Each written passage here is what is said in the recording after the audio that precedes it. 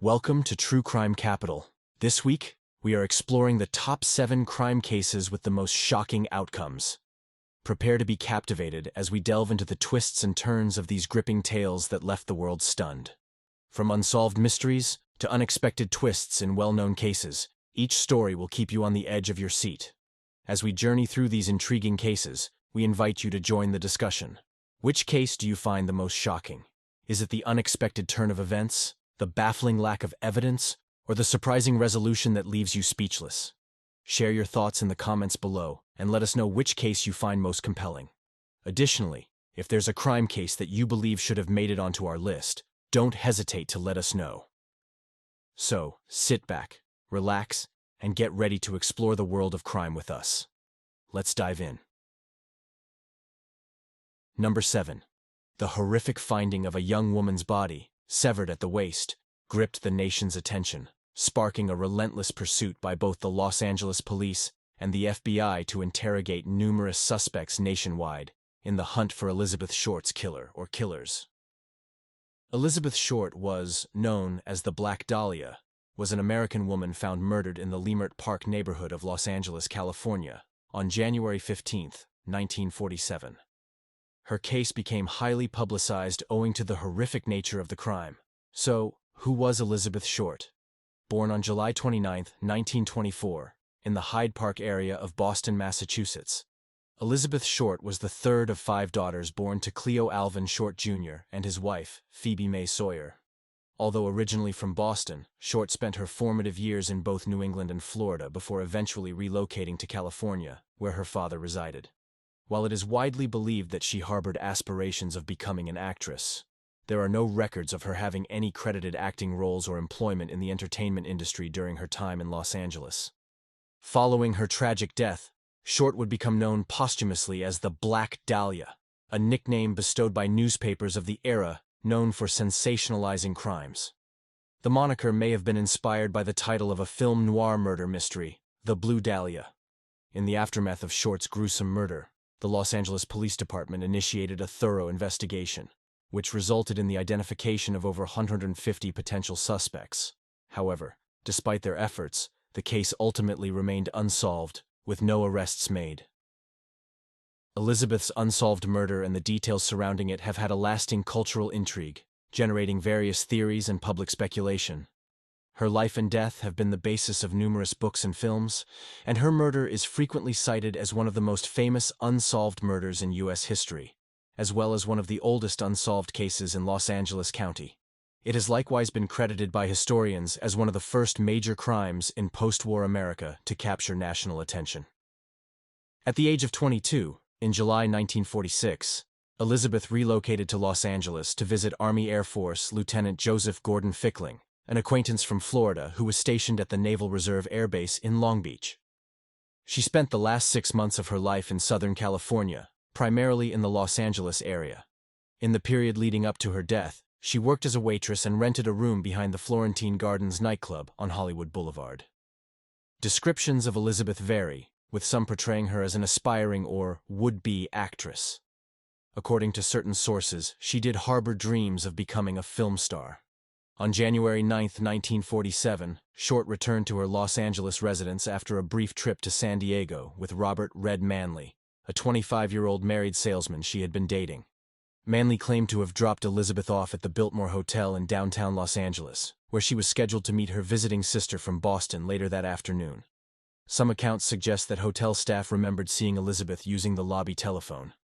Shortly afterward, she was reportedly spotted by patrons of the Crown Grill Cocktail Lounge located at 754 South Olive Street, approximately 3/8 miles away from the Biltmore.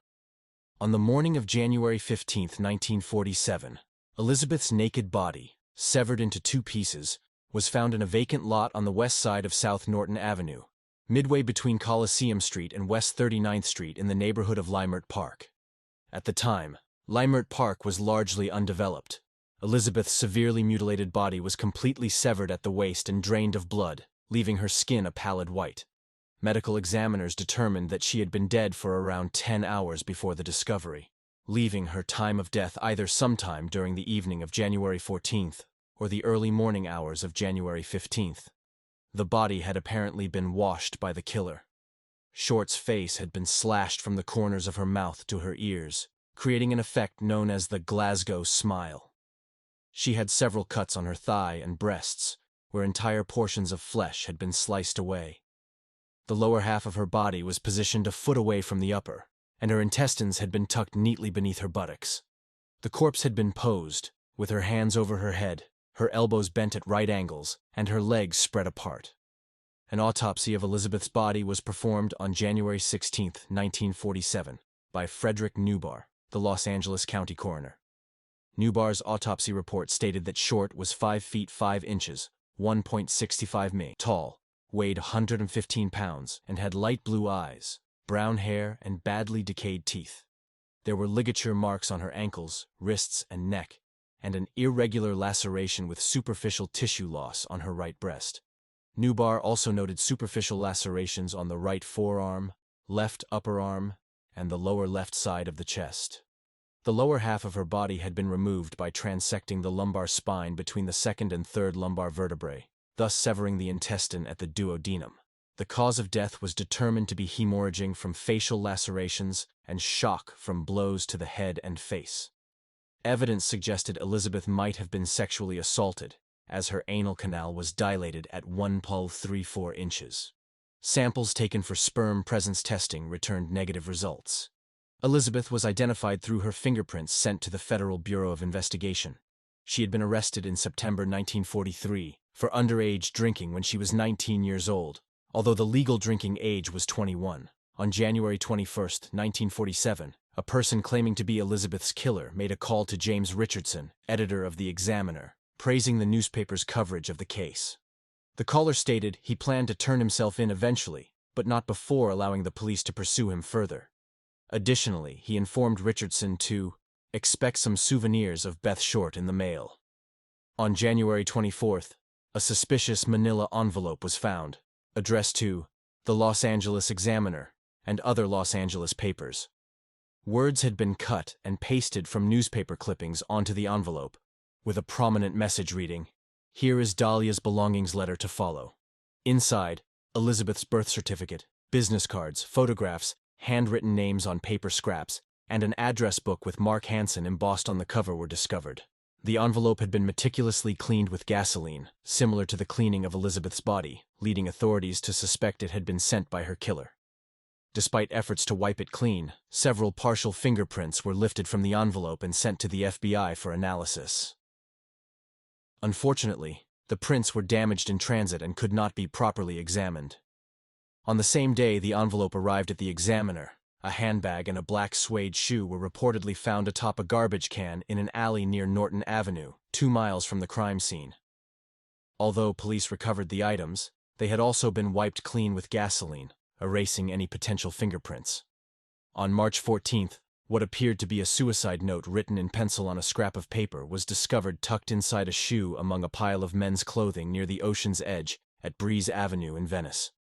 The note expressed frustration at the police's failure to apprehend the Black Dahlia's killer and confessed to being too cowardly to surrender. The note ended with an apology to someone named Mary. The clothing, including a blue herringbone tweed coat and trousers, a brown and white t-shirt, white jockey shorts, tan socks, and size 8 tan moccasin leisure shoes, provided no clues to the owner's identity. The discovery was reported by a beach caretaker to lifeguard Captain John Dillon, who promptly informed Captain L.E. Christensen of the West Los Angeles Police Station. Mark Hansen, the owner of the address book found in the packet, was swiftly considered a suspect by the police. Hansen, a wealthy local nightclub and theater owner, had been an acquaintance of Elizabeth and was known to have hosted her at his home with friends.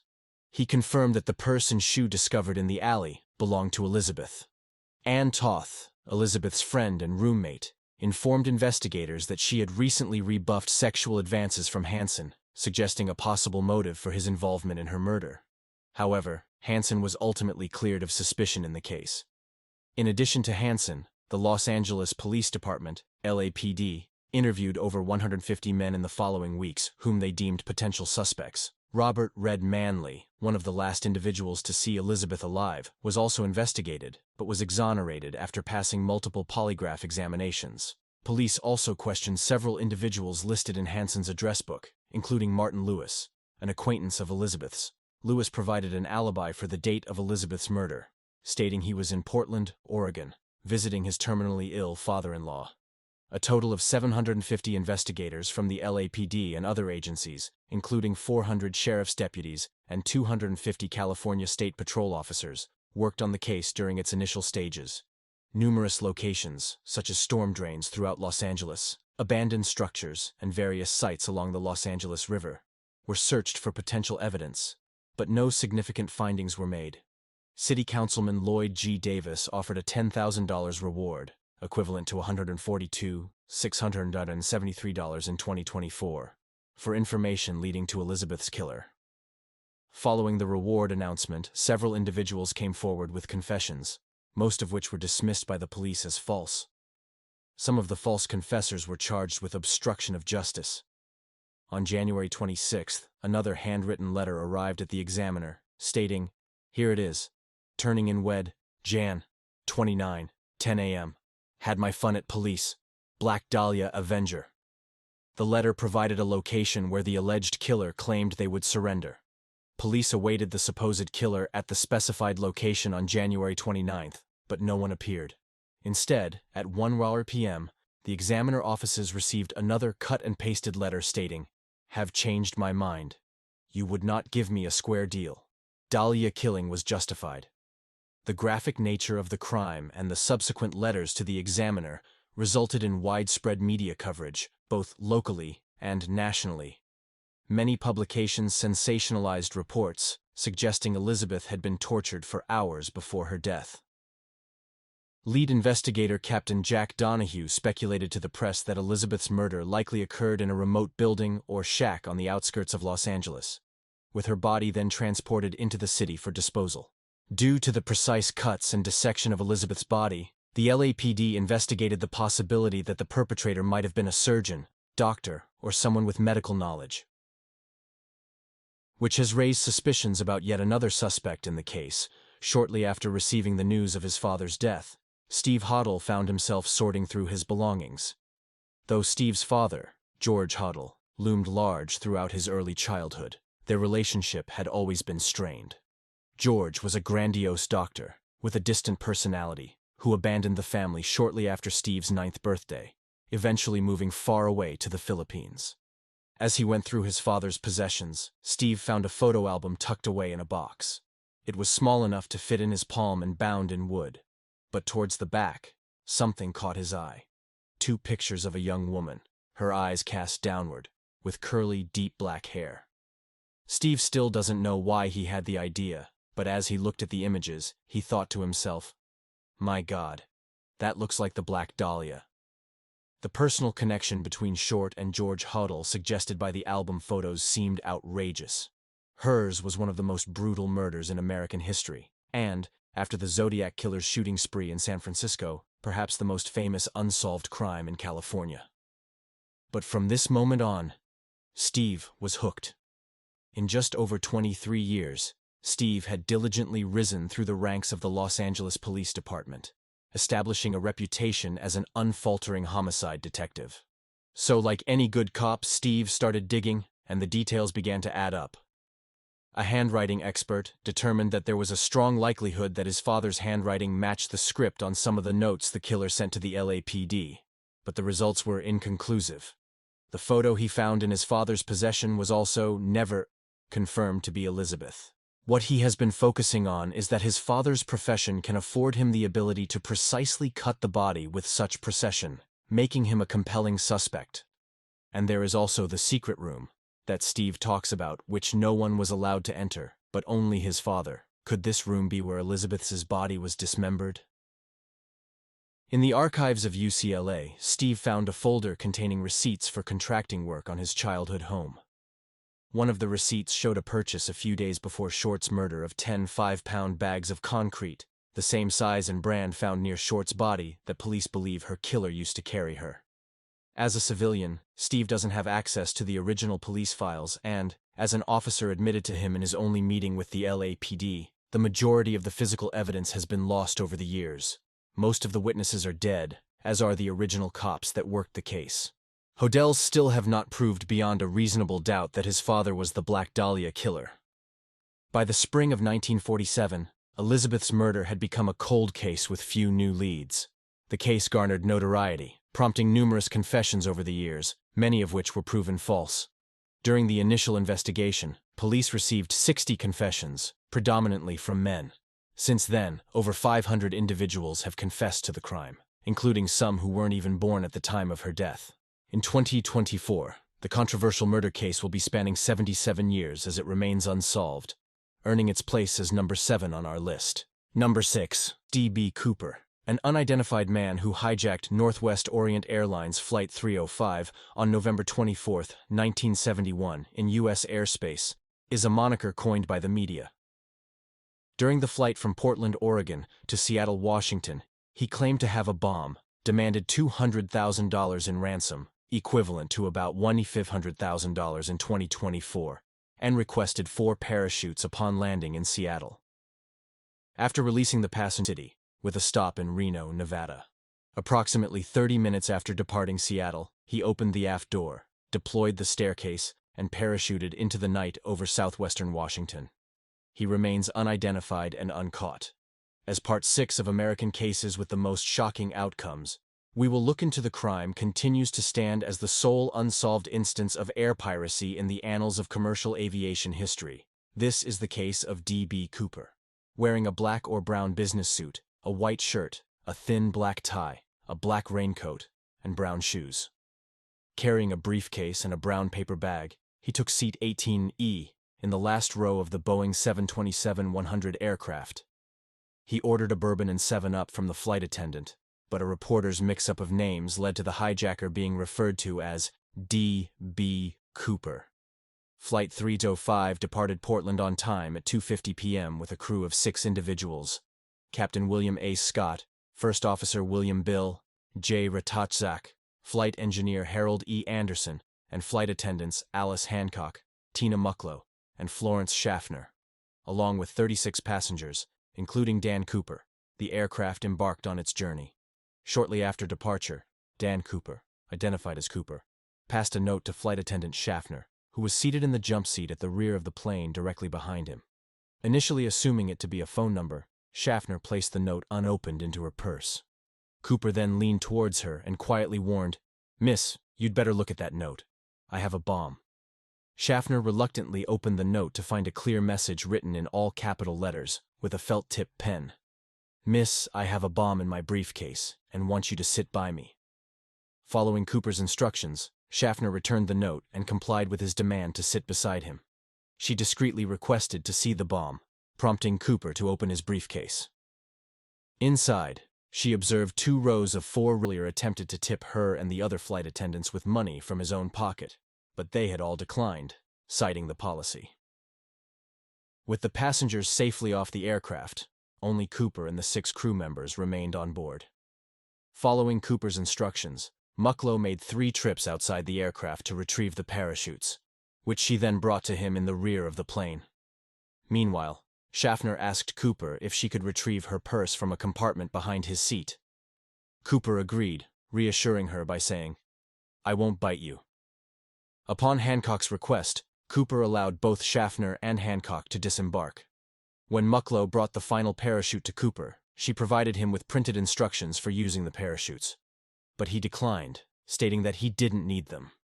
A hiccup in the refueling process caused a delay, requiring 2 additional trucks to complete the refueling. During this time, Mucklow noted that Cooper complained about the money being delivered in a cloth bag instead of a knapsack as he had requested, forcing him to devise a new method for transporting the money. Using a pocket knife, he cut the canopy from one of the if Cooper was still on board. Mucklow used the cabin intercom to inform Cooper of their approach to Reno and the need to retract the stairs for a safe landing. Despite repeated requests during the final approach, neither Mucklow nor the flight crew received a response from the hijacker. At 11:02 p.m., with the aft staircase still deployed, Flight 305 landed at Reno Tahoe International Airport. Law enforcement personnel established a perimeter around the aircraft but refrained from approaching, fearing the presence of the hijacker and the bomb. Captain Scott conducted a cabin search, confirming Cooper's absence. After a 30-minute search, an FBI bomb squad declared the cabin safe. During the initial year of investigation, the FBI relied on eyewitness accounts from both passengers and flight crew to create sketches of Cooper. The first sketch, known as Composite A, was finalized shortly after the hijacking and made public on November 28, 1971. In 1980, a portion of the ransom money was discovered along the banks of the Columbia River near Vancouver, Washington. While this find reignited public interest in the case, it failed to provide any new leads regarding the identity or fate of the hijacker. The remaining money was never recovered. For 45 years, speculates that Cooper likely did not survive his jump due to factors such as adverse weather conditions on the night of the hijacking, inadequate attire, and lack of proper skydiving equipment, the densely wooded terrain of his landing area, his apparent unfamiliarity with the landing site, and the unspent remainder of the ransom money. In July 2016, the FBI officially halted active investigation of the case. Yet journalists, enthusiasts, professional investigators, and amateur sleuths continue to explore various theories regarding Cooper's identity, success, and ultimate fate. Cooper's hijacking, along with subsequent imitations in the following year, prompted significant enhancements to airport and commercial aviation security measures. Metal detectors were installed, baggage inspections became mandatory, and passengers purchasing tickets with cash on the day of departure were subject to additional scrutiny. Boeing 727 aircraft were retrofitted with Cooper vanes, specifically designed to prevent the deployment of the aft staircase during flight. By 1973, incidents of aircraft hijackings had notably decreased as a result of these enhanced security measures deterring individuals motivated solely by monetary gain. Before we wrap up, case number 6. The following information that is important to the case to further understand the extent of the investigation that went into it. Alongside the discovery of 66 latent fingerprints on the airliner, FBI agents recovered several items belonging to Cooper, including his black clip-on tie clip, and 2 of the 4 parachutes, one of which had been opened with 3 shroud lines cut from the canopy. Extensive interviews with eyewitnesses in Portland, Seattle, and Reno led to the development of a series of composite sketches. Local police and FBI agents promptly initiated inquiries into potential suspects. Exploring the notion that the hijacker might have used his real name or a consistent alias, Portland police located and interviewed a local citizen named D.B. Cooper, who had a minor police record. However, this individual was swiftly ruled out as a suspect. The challenging task of defining the search area was complicated by numerous variables, including varying jet airspeed estimates, fluctuating environmental conditions along the flight path, black-clad individual on a moonless night, given limited visibility, cloud cover, and the absence of ground lighting added to the complexity. In a controlled recreation using the same aircraft and flight configuration as the hijacking, FBI agents pushed a 200-pound sled out of the open-air stair, successfully reproducing the upward motion of the tail section, and a brief change in cabin pressure reported by the flight crew at 8:13 p.m. Initial estimations placed Cooper's potential landing zone in an area on the southernmost extent of Mount St. Helens, a few miles southeast of Ariel, Washington, near Lake Merwin, an artificial lake formed by a dam on the Lewis River. Search efforts concentrated on Clark and Cowlitz counties, covering the terrain immediately south and north of the Lewis River in southwest Washington. FBI agents and sheriff's deputies conducted extensive searches on foot and by helicopter through the densely wooded terrain, while patrol boats combed Lake Merwin and Yale Lake. Despite these efforts, neither Cooper nor any of the presumed equipment he carried were located. In seat 18E, where Cooper had been seated, FBI agents discovered a black clip-on necktie. Attached to the tie was a gold tie clip featuring a circular mother-of-pearl setting in the center. Further investigation revealed that this particular tie had been exclusively sold at JCPenney department stores, but had been discontinued in 1968. By late 2007, the FBI had managed to construct a partial DNA profile from samples obtained from Cooper's tie in 2001. However, the FBI also acknowledged that there was no conclusive evidence linking Cooper to the source of the DNA sample. FBI Special Agent Fred Gutt remarked, "The tie had 2 small DNA samples and 1 large sample. It's challenging to draw definitive conclusions from these samples." Additionally, the FBI released previously undisclosed evidence, including Cooper's plane ticket, composite sketches, and fact sheets. They also issued a public request for information regarding Cooper's identity. On February 10, 1980, 8-year-old Brian Ingram was enjoying a family vacation on the Columbia River at Tina, or Tina Bar, approximately 9 miles downstream from Vancouver, Washington, and 20 miles southwest of Ariel. While raking the sandy riverbank to prepare for a campfire, he stumbled upon 3 packets of the ransom cash, totaling around $5,800.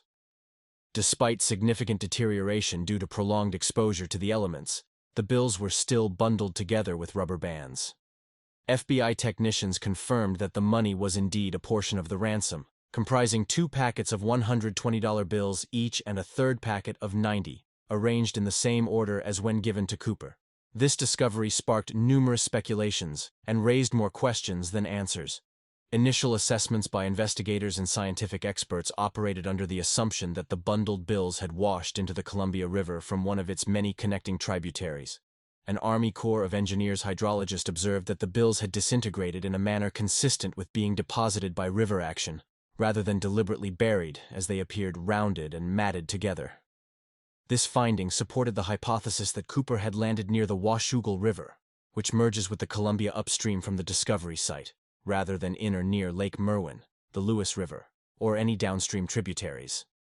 However, the free-floating hypothesis failed to explain the absence of 10 bills from one packet or how the 3 packets remained together after separating from the rest of the money. Additionally, physical evidence contradicted geological findings, as free-floating bundles should have washed up on the bank within a few years of the hijacking, and the rubber bands should have deteriorated over time. Geological evidence indicated that the bills arrived at Tina Bar after a Corps of Engineers dredging operation in 1974. Suggesting a later arrival than initially presumed. Further analysis conducted in late 2020, focusing on diatoms found on the bills, indicated that the bundles found at Tina Bar were not submerged in the river, or buried dry at the time of the hijacking in November 1971. Only diatoms that typically bloom during springtime were found, suggesting that the money entered the water at least several months after the hijacking. In 1986, the recovered bills were divided equally between Brian Ingram and Northwest Orient's insurer, Royal Globe Insurance, while the FBI retained 14 examples as evidence. Ingram later sold 15 of his bills at auction in 2008 for approximately $37,000, equivalent to $50,000 in 2022. The Columbia River ransom money remains the sole confirmed physical evidence from the hijacking found outside the aircraft. On July 8, 2016, the FBI declared a suspension of an active investigation into the Cooper case, citing the necessity to allocate investigative resources and personnel toward matters of greater urgency and priority. However, local field offices would continue to receive any legitimate physical evidence specifically related to the parachutes or ransom money that may surface in the future. The comprehensive 66-volume case file amassed over the 45-year investigation would be preserved for historical purposes at FBI headquarters in Washington, D.C., as well as accessible on the FBI website. All evidence related to the case remains accessible to the public. This crime continues to stand as the sole unsolved instance of air piracy in the annals of commercial aviation history. Why do you think the rest of the money was never used? And do you believe that Cooper survived his mission or not? Number 5. Born on August 29, 1958, Michael Joseph Jackson was not only an American singer, songwriter, dancer, and philanthropist, but also earned the title King of Pop. Recognized as one of the most influential cultural icons of the 20th century, his impact spanned 4 decades. His contributions to music, dance, and fashion, combined with this widely publicized personal life, propelled him to global stardom in popular culture. Michael left an indelible mark on various music genres, popularizing intricate street dance moves like the moonwalk, which he pioneered, along with the robot, through his electrifying stage and video performances. December 1986, James Safechuck meets Michael Jackson on a Pepsi ad set. James, Jimmy. Safechuck, a 10-year-old from California, was selected to feature in a Pepsi commercial alongside Michael Jackson.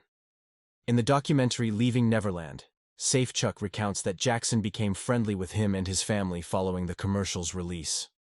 Safechuck claims that Jackson showed immediate generosity towards him, allegedly showering him with gifts, including the jacket worn in the Thriller video. Safechuck and his family also say that Jackson began flying them for visits and on vacations. On one such trip to Hawaii, Safechuck alleges, Michael Jackson first asked the boy to sleep with him in his bed. August 1993, Los Angeles. Police begin investigating Jackson. According to a report from the Los Angeles Times, the LAPD initiated an investigation into Michael Jackson, following allegations of possible inappropriate behavior involving 4 children, including a 13-year-old boy who was identified and depicted in the documentary Leaving Neverland. Despite searching Jackson's Neverland Ranch and Los Angeles condominium, the police did not uncover any incriminating evidence. In a comprehensive report published the following January by Vanity Fair, the 13-year-old boy referred to as Jamie and his family detailed their allegations against Jackson. The boy's lawyer informed the magazine that Michael was in love with the boy. The family claimed that Jackson engaged in arguments with Jamie's mother regarding sleeping arrangements, stating, "Why don't you trust me? If we're a family, you've got to think of me as a brother. Why make me feel so bad? This is a bond. It's not about sex. This is something special." From that point onwards, the family claims, Jamie slept with Jackson nearly every night for the next several months. September 1993. Jamie's family files a lawsuit against Jackson. They allege that Jackson repeatedly committed sexual battery against their son. Jackson's representatives argue that the lawsuit is part of a scheme to extort $20 million from the star. However, over a decade later, Court TV discloses in a 2004 report that Jackson settled the lawsuit for an even larger sum exceeding $20 million.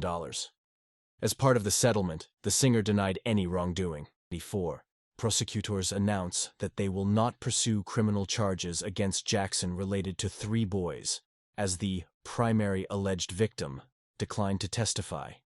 During the investigation and subsequent civil case, Jackson and his team put various young boys on the witness stand and in front of cameras. One such individual is Wade Robson, a 10-year-old Australian boy who initially encountered the superstar 5 years earlier when he won a Michael Jackson dance contest in Brisbane. With Jackson's encouragement, Robson and his mother relocated to Los Angeles. In 1993, Robson's mother spoke to CNN about her son's slumber parties with the singer. "They play so hard, they fall asleep, they're exhausted," she told the interviewer.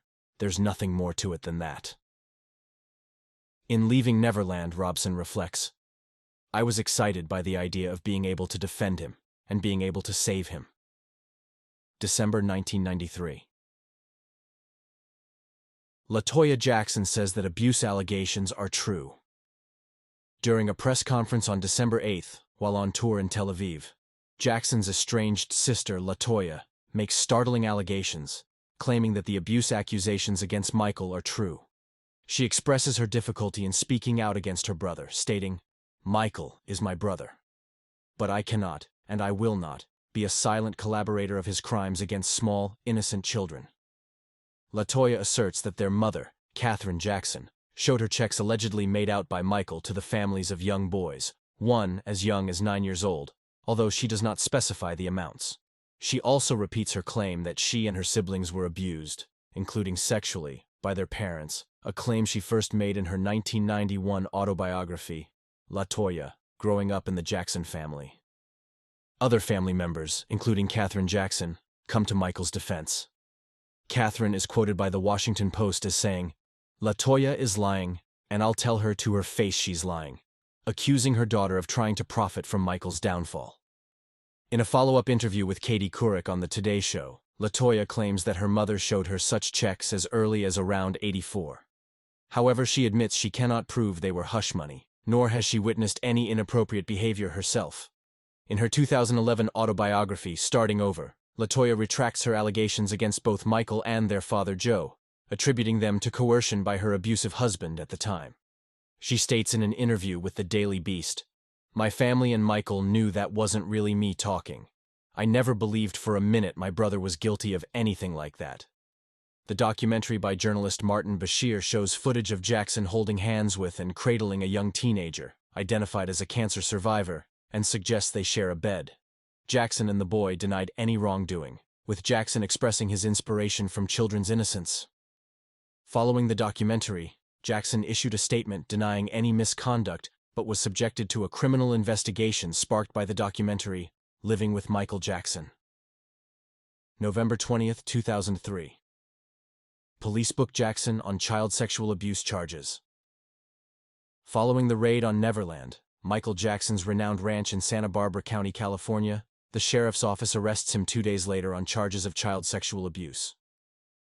However, they do not immediately reveal the specifics of the charges or the identity of the victim. Jackson's attorney, Mark Geragos, denounces the charges as a big lie. After posting $3 million bail on the same day and surrendering his passport, Jackson is granted freedom while awaiting trial. Subsequently, Jackson was indicted on 10 criminal counts, which included child sexual abuse, abduction, false imprisonment, and extortion. February 28, 2005. Jackson's criminal case goes to trial.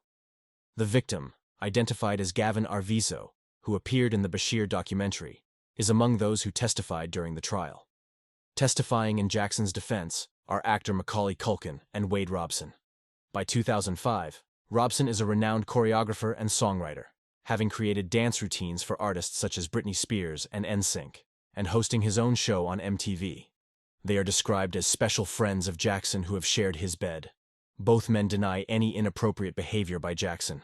Robson's mother, Joy, describes Jackson as complex, stating, "Unless you know him, it's hard to understand him.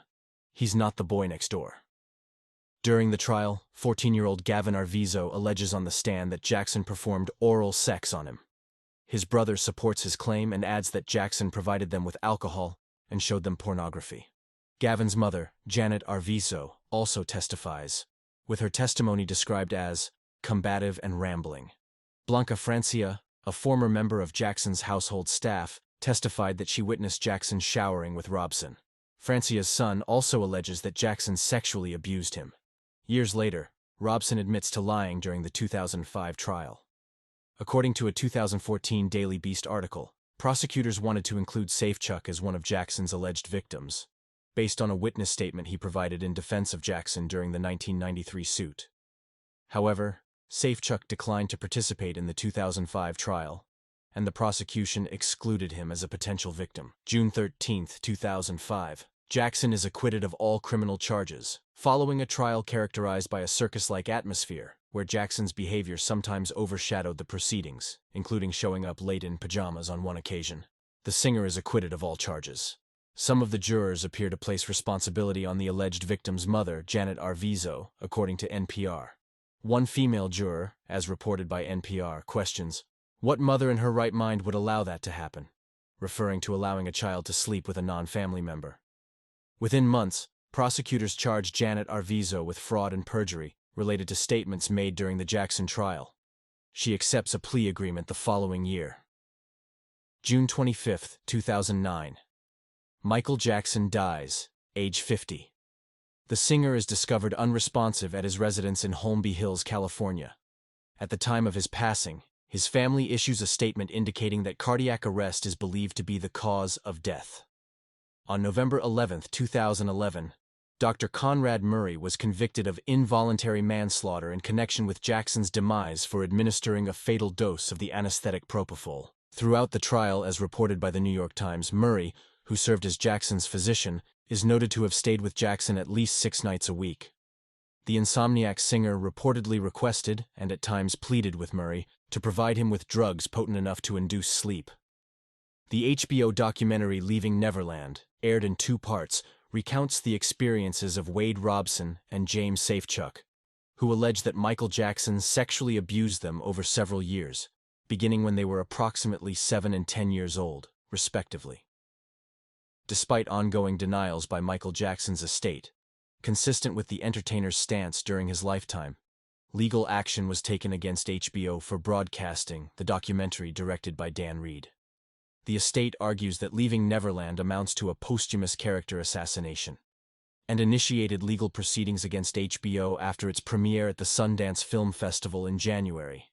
Jackson's history includes multiple allegations of sexual abuse, police investigations and both civil and criminal lawsuits, spanning over a quarter-century before and after his death.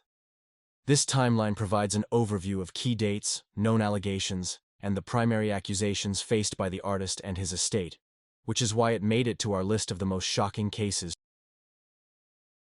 2013-2014, Wade Robson and James Safechuck file suits against the Jackson estate and his companies. In 2013, the Daily Beast reports that Wade Robson, after publicly defending Michael Jackson numerous times, now alleges that Jackson sexually assaulted him for a period of 7 years. 2 years later, in May 2015, Judge Mitchell L. Beckloff of the Los Angeles County Superior Court dismisses Robson's lawsuit against Jackson's estate, ruling that Robson waited too long to file his claim. Subsequently, in December 2017, Judge Beckloff dismisses the remainder of Robson's lawsuit against Jackson's companies, MJJ Productions and MJJ Ventures, as these corporations cannot be held accountable for Jackson's alleged actions. Importantly, neither of these rulings addresses the credibility of Robson's allegations. James Safechuck files a similar lawsuit against MJJ Productions and MJJ Ventures in 2014, claiming that Jackson abused him on hundreds of occasions between 1988 and 1992. Judge Beckloff, presiding over Safechuck's case as well, rejects Safechuck's lawsuit in June 2017 for the same reasons as Robson's case. March 3, 2019. Leaving Neverland begins airing on HBO. Following its debut at Sundance in late January, the two-part, 4-hour documentary begins its broadcast. Jackson's estate initiates legal action against the network, claiming potential damages exceeding $100 million. The estate contends that HBO breached a non-disparagement agreement made with Jackson in 1992 to air the concert special, Live in Bucharest, The Dangerous Tour. To counteract the negative publicity, Jackson's estate releases the 1992 film on YouTube, simultaneously with the broadcast premiere of Leaving Neverland, aiming for positive counter-programming. The lawsuit further accuses HBO of disregarding contractual obligations by disparaging Jackson and the Dangerous World Tour, which was previously a highly successful program for HBO. Robson and Safechuck are labeled as two admitted perjurers, accused of rehearsing their stories for years. In an interview on All Things Considered, filmmaker Dan Reed explains his motivation for telling the men's stories, stating, "It's the complexity that drew me into wanting to tell the story. In an abusive pedophile relationship, there is both love, affection, mentoring, friendship, caring, and there is sexual abuse. Those two things coexist." March 14, 2019. Louis Vuitton backs off its Michael Jackson-inspired designs. Less than 2 weeks following the airing of Leaving Neverland on HBO, luxury fashion house Louis Vuitton takes steps to distance itself from the late pop icon, whose iconic style had served as inspiration for much of its fall 2019 menswear collection. The collection had been showcased at a show on January 17th, just over a week before the documentary was publicly screened for the first time at the Sundance Film Festival. In an exclusive statement shared with WWD, the company's top executives expressed their unawareness of the documentary and its deeply troubling and disturbing allegations at the time of their show. "I am aware that in light of this documentary, the show has caused emotional reactions," stated Virgil Abloh, the artistic director of menswear at the company. "I strictly condemn any form of child abuse, violence, or infringement against any human rights."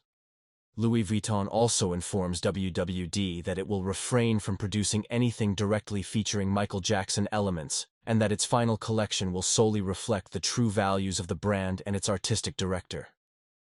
What are your reflections on the long-standing child abuse accusations against Michael Jackson spanning nearly 4 decades? Do you believe they were merely fabricated for financial motives? Or is there merit to the notion that he managed to evade accountability for some of the most notorious instances of child abuse in history? Number 4. The Westgate Scandal. I have never been a quitter. To leave office before my term is completed is abhorrent to every instinct in my body. But as president, I must put the interests of America first. The Watergate scandal, which unfolded between 1972 and 1974, stands out as a major political crisis during President Richard Nixon's tenure. It ultimately led to Nixon resigning from office. The scandal began with the administration's attempts to cover up its involvement in the break-in at the Democratic National Committee headquarters on June 17, 1972, located in the Watergate office building in Washington. The Democratic National Committee organizes the Democratic National Convention held every 4 years to nominate a candidate for President and Vice President of the United States and to formulate the party platform. While it provides support for party candidates, it does not have direct authority over elected officials. Richard Milhous Nixon was born on January 9, 1913, and was the 37th President of the United States, serving from 1969 to 1974. A member of the Republican Party, he previously served as a representative and senator from California, and as the 36th Vice President from 1953 to 1961 under President Dwight D. Eisenhower. His presidency saw the reduction of U.S. involvement in the Vietnam War, détente with the Soviet Union and China, the Apollo 11 moon landing, and the establishment of the Environmental Protection Agency and Occupational Safety and Health Administration. Nixon's second term ended early when he became the only U.S. president to resign from office as a result of the Watergate scandal that we are about to get into. Following the apprehension of the 5 individuals involved in the break-in, both the media and the Department of Justice linked the seized cash to the Committee for the Re-election of the President. Subsequent investigations, coupled with revelations during the burglars' trials, prompted the U.S. House of Representatives to empower the U.S. House Judiciary Committee with additional investigative authority. Concurrently, the Senate established the U.S. Senate Watergate Committee, which conducted hearings. Testimonies revealed Nixon's approval of cover-up plans and the existence of a voice-activated taping system in the Oval Office. Despite resistance from Nixon's administration during the investigation, the Senate Watergate hearings, broadcast nationwide by PBS, captured public attention. Throughout 1973, various revelations and Nixon's attempts to obstruct the investigation spurred the House to initiate impeachment proceedings. The U.S. Supreme Court's ruling in United States v.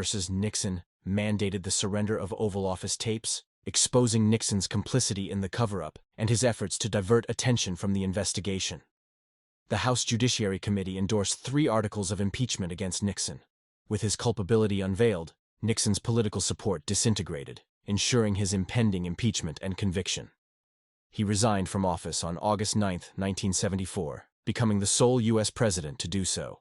Gerald Ford, his successor, pardoned him on September 8, 1974. The Watergate scandal resulted in the indictment of 69 individuals, with 48, many of whom were high-ranking Nixon administration officials, convicted. The term Watergate evolved into a metonym encompassing various clandestine and often illicit activities conducted by Nixon administration members, such as office bugging, investigations of political adversaries, and misuse of government agencies for political ends. The suffix "gate" has since become synonymous with public scandals, particularly in politics. On January 27, 1972, G. Gordon Liddy, the finance counsel for the Committee for the Re-election of the President, CRP, and a former aide to John Ehrlichman, presented an extensive campaign intelligence plan to CRP's acting chairman, Jeb Stuart Magruder, Attorney General John Mitchell, and Presidential Counsel John Dean. This plan outlined numerous illegal activities targeting the Democratic Party. According to Dean, this event marked the opening scene of the worst political scandal of the 20th century and the beginning of the end of the Nixon presidency. Although Mitchell initially viewed the plan as unrealistic, 2 months later, he approved a scaled-down version, which included breaking into the Democratic National Committee's headquarters at the Watergate complex in Washington. The objective was to photograph campaign documents and install listening devices in telephones. Former FBI agent Alfred C. Baldwin III was elected in May to carry out the wiretapping and monitor telephone conversations. Baldwin was chosen from a registry published by the FBI's Society of Former Special Agents to work for the committee to re-elect President Nixon. Initially serving as a bodyguard to Martha Mitchell, John Mitchell's wife, Baldwin accompanied her to Chicago before being replaced by another security personnel. On May 11th, McCord arranged for Baldwin, who was known to him, to stay at Howard Johnson's motel across the street from the Watergate complex. Room 419 was booked in the name of McCord's company. At the direction of Liddy and Hunt, McCord and his team of burglars began preparing for their initial break-in at the Watergate on May 28th. It was reported that 2 phones within the offices of the DNC headquarters were wiretapped.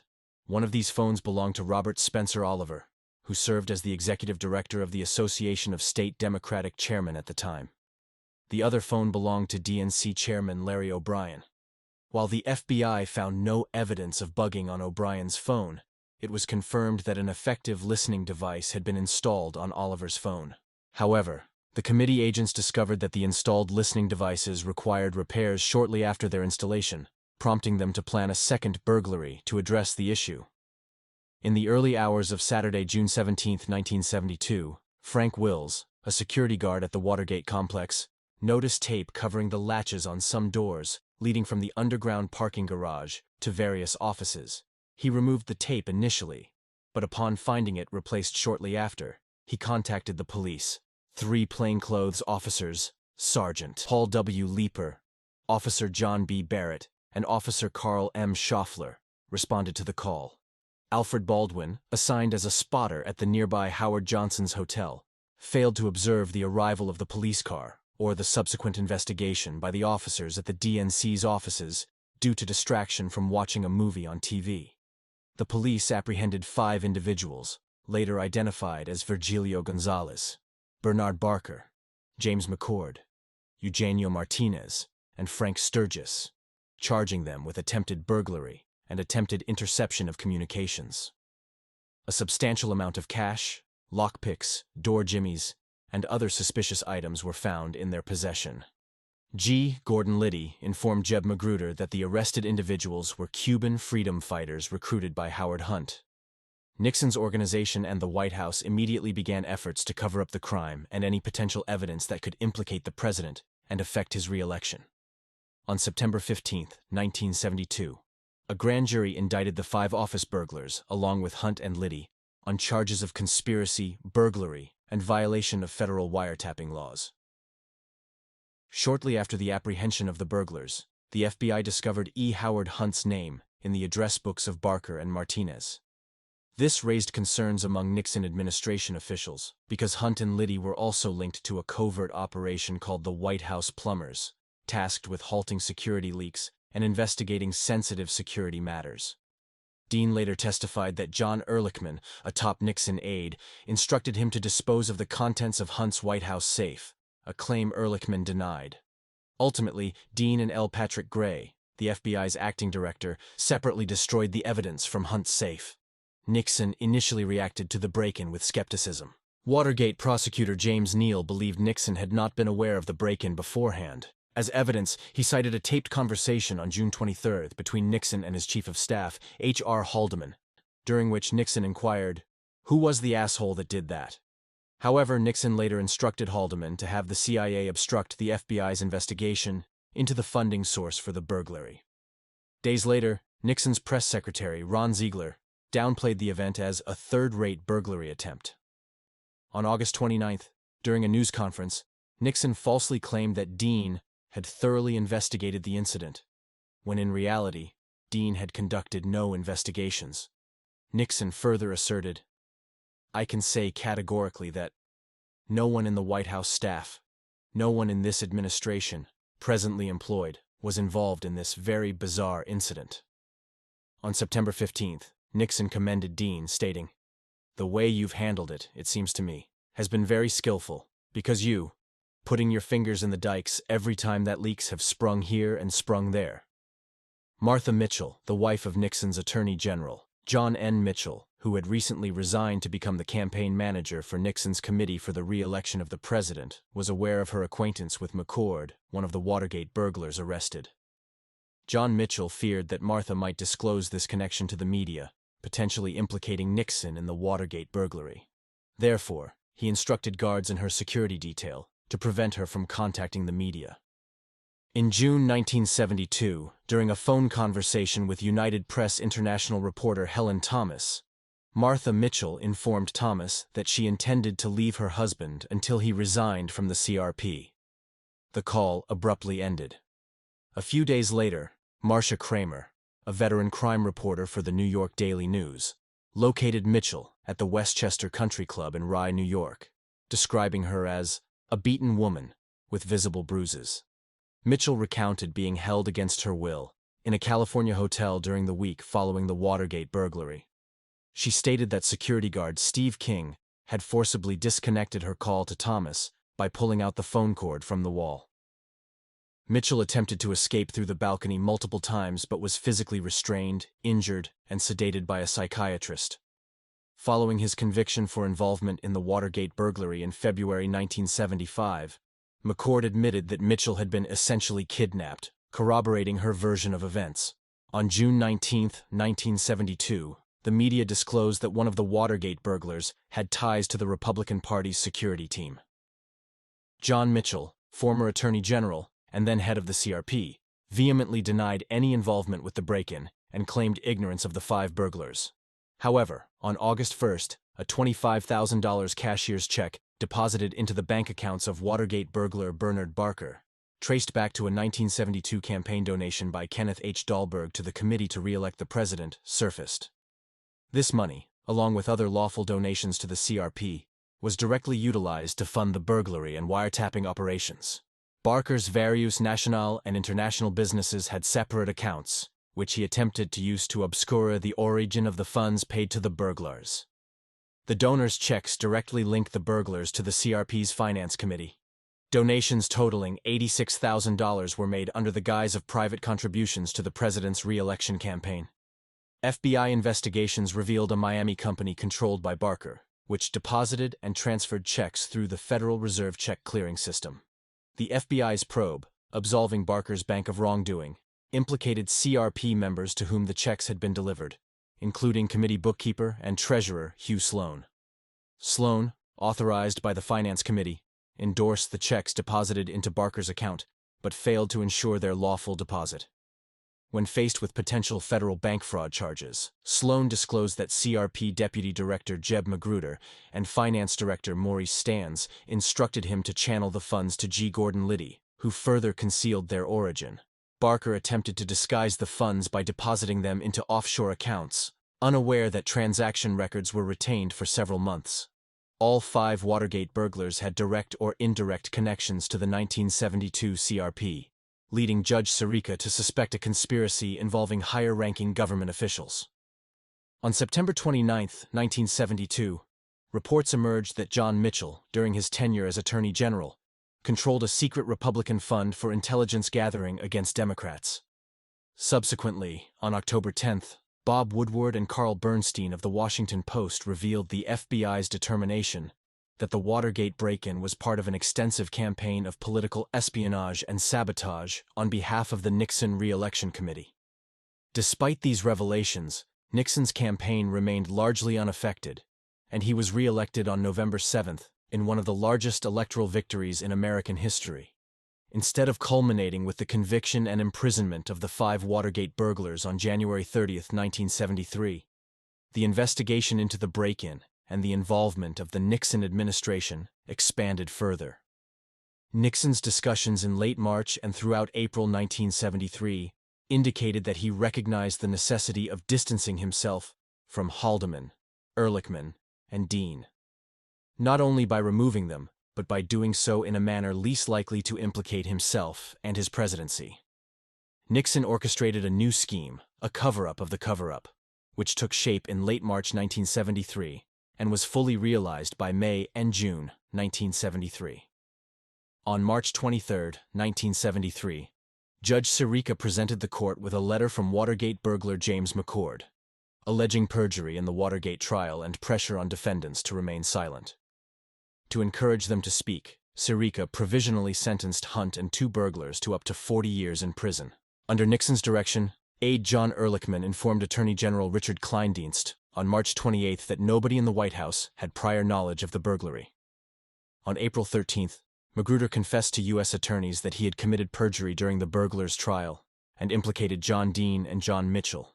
Dean believed that he, Mitchell, Ehrlichman, and Haldeman could approach the prosecutors, tell the truth, and salvage the presidency. Dean aimed to shield the president while having his closest associates take responsibility for telling the truth. During a crucial meeting between Dean and Nixon on April 15, 1973, Dean remained unaware of the extent of the president's knowledge and involvement in the Watergate cover-up. Dean sensed he was being recorded during the meeting, noting Nixon's manner of speaking and his attempts to jog attendees' memories of earlier conversations about fundraising. Dean raised this suspicion while testifying to the Senate Committee on Watergate, revealing the existence of potentially incriminating taped conversations. 2 days later, Dean informed Nixon of his cooperation with the U.S. attorneys.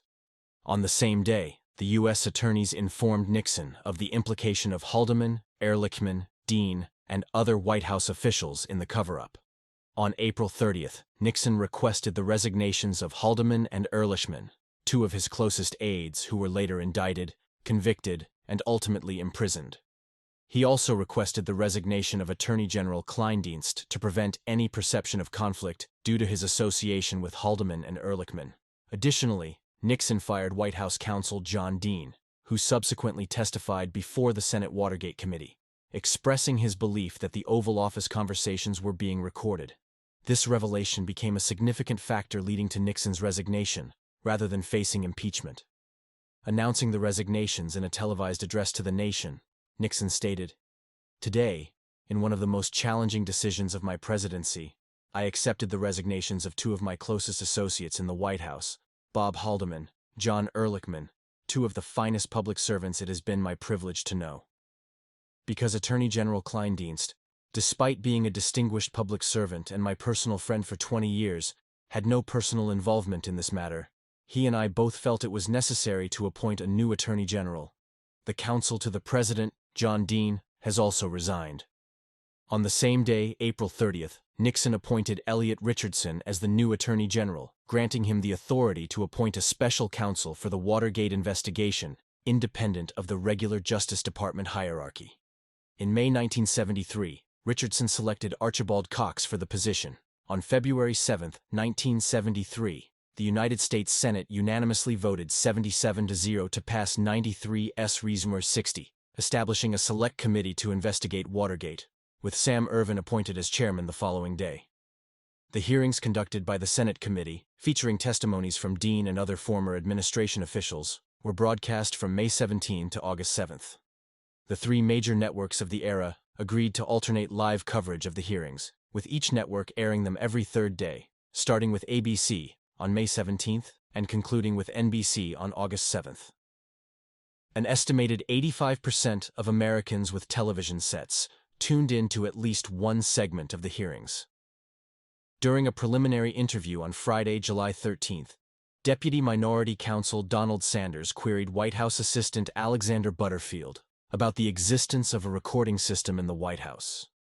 Initially hesitant to respond, Butterfield eventually confessed to the presence of a new system that automatically recorded activities in the Oval Office, Cabinet Room, and other areas, including Nixon's private office in the old Executive Office building.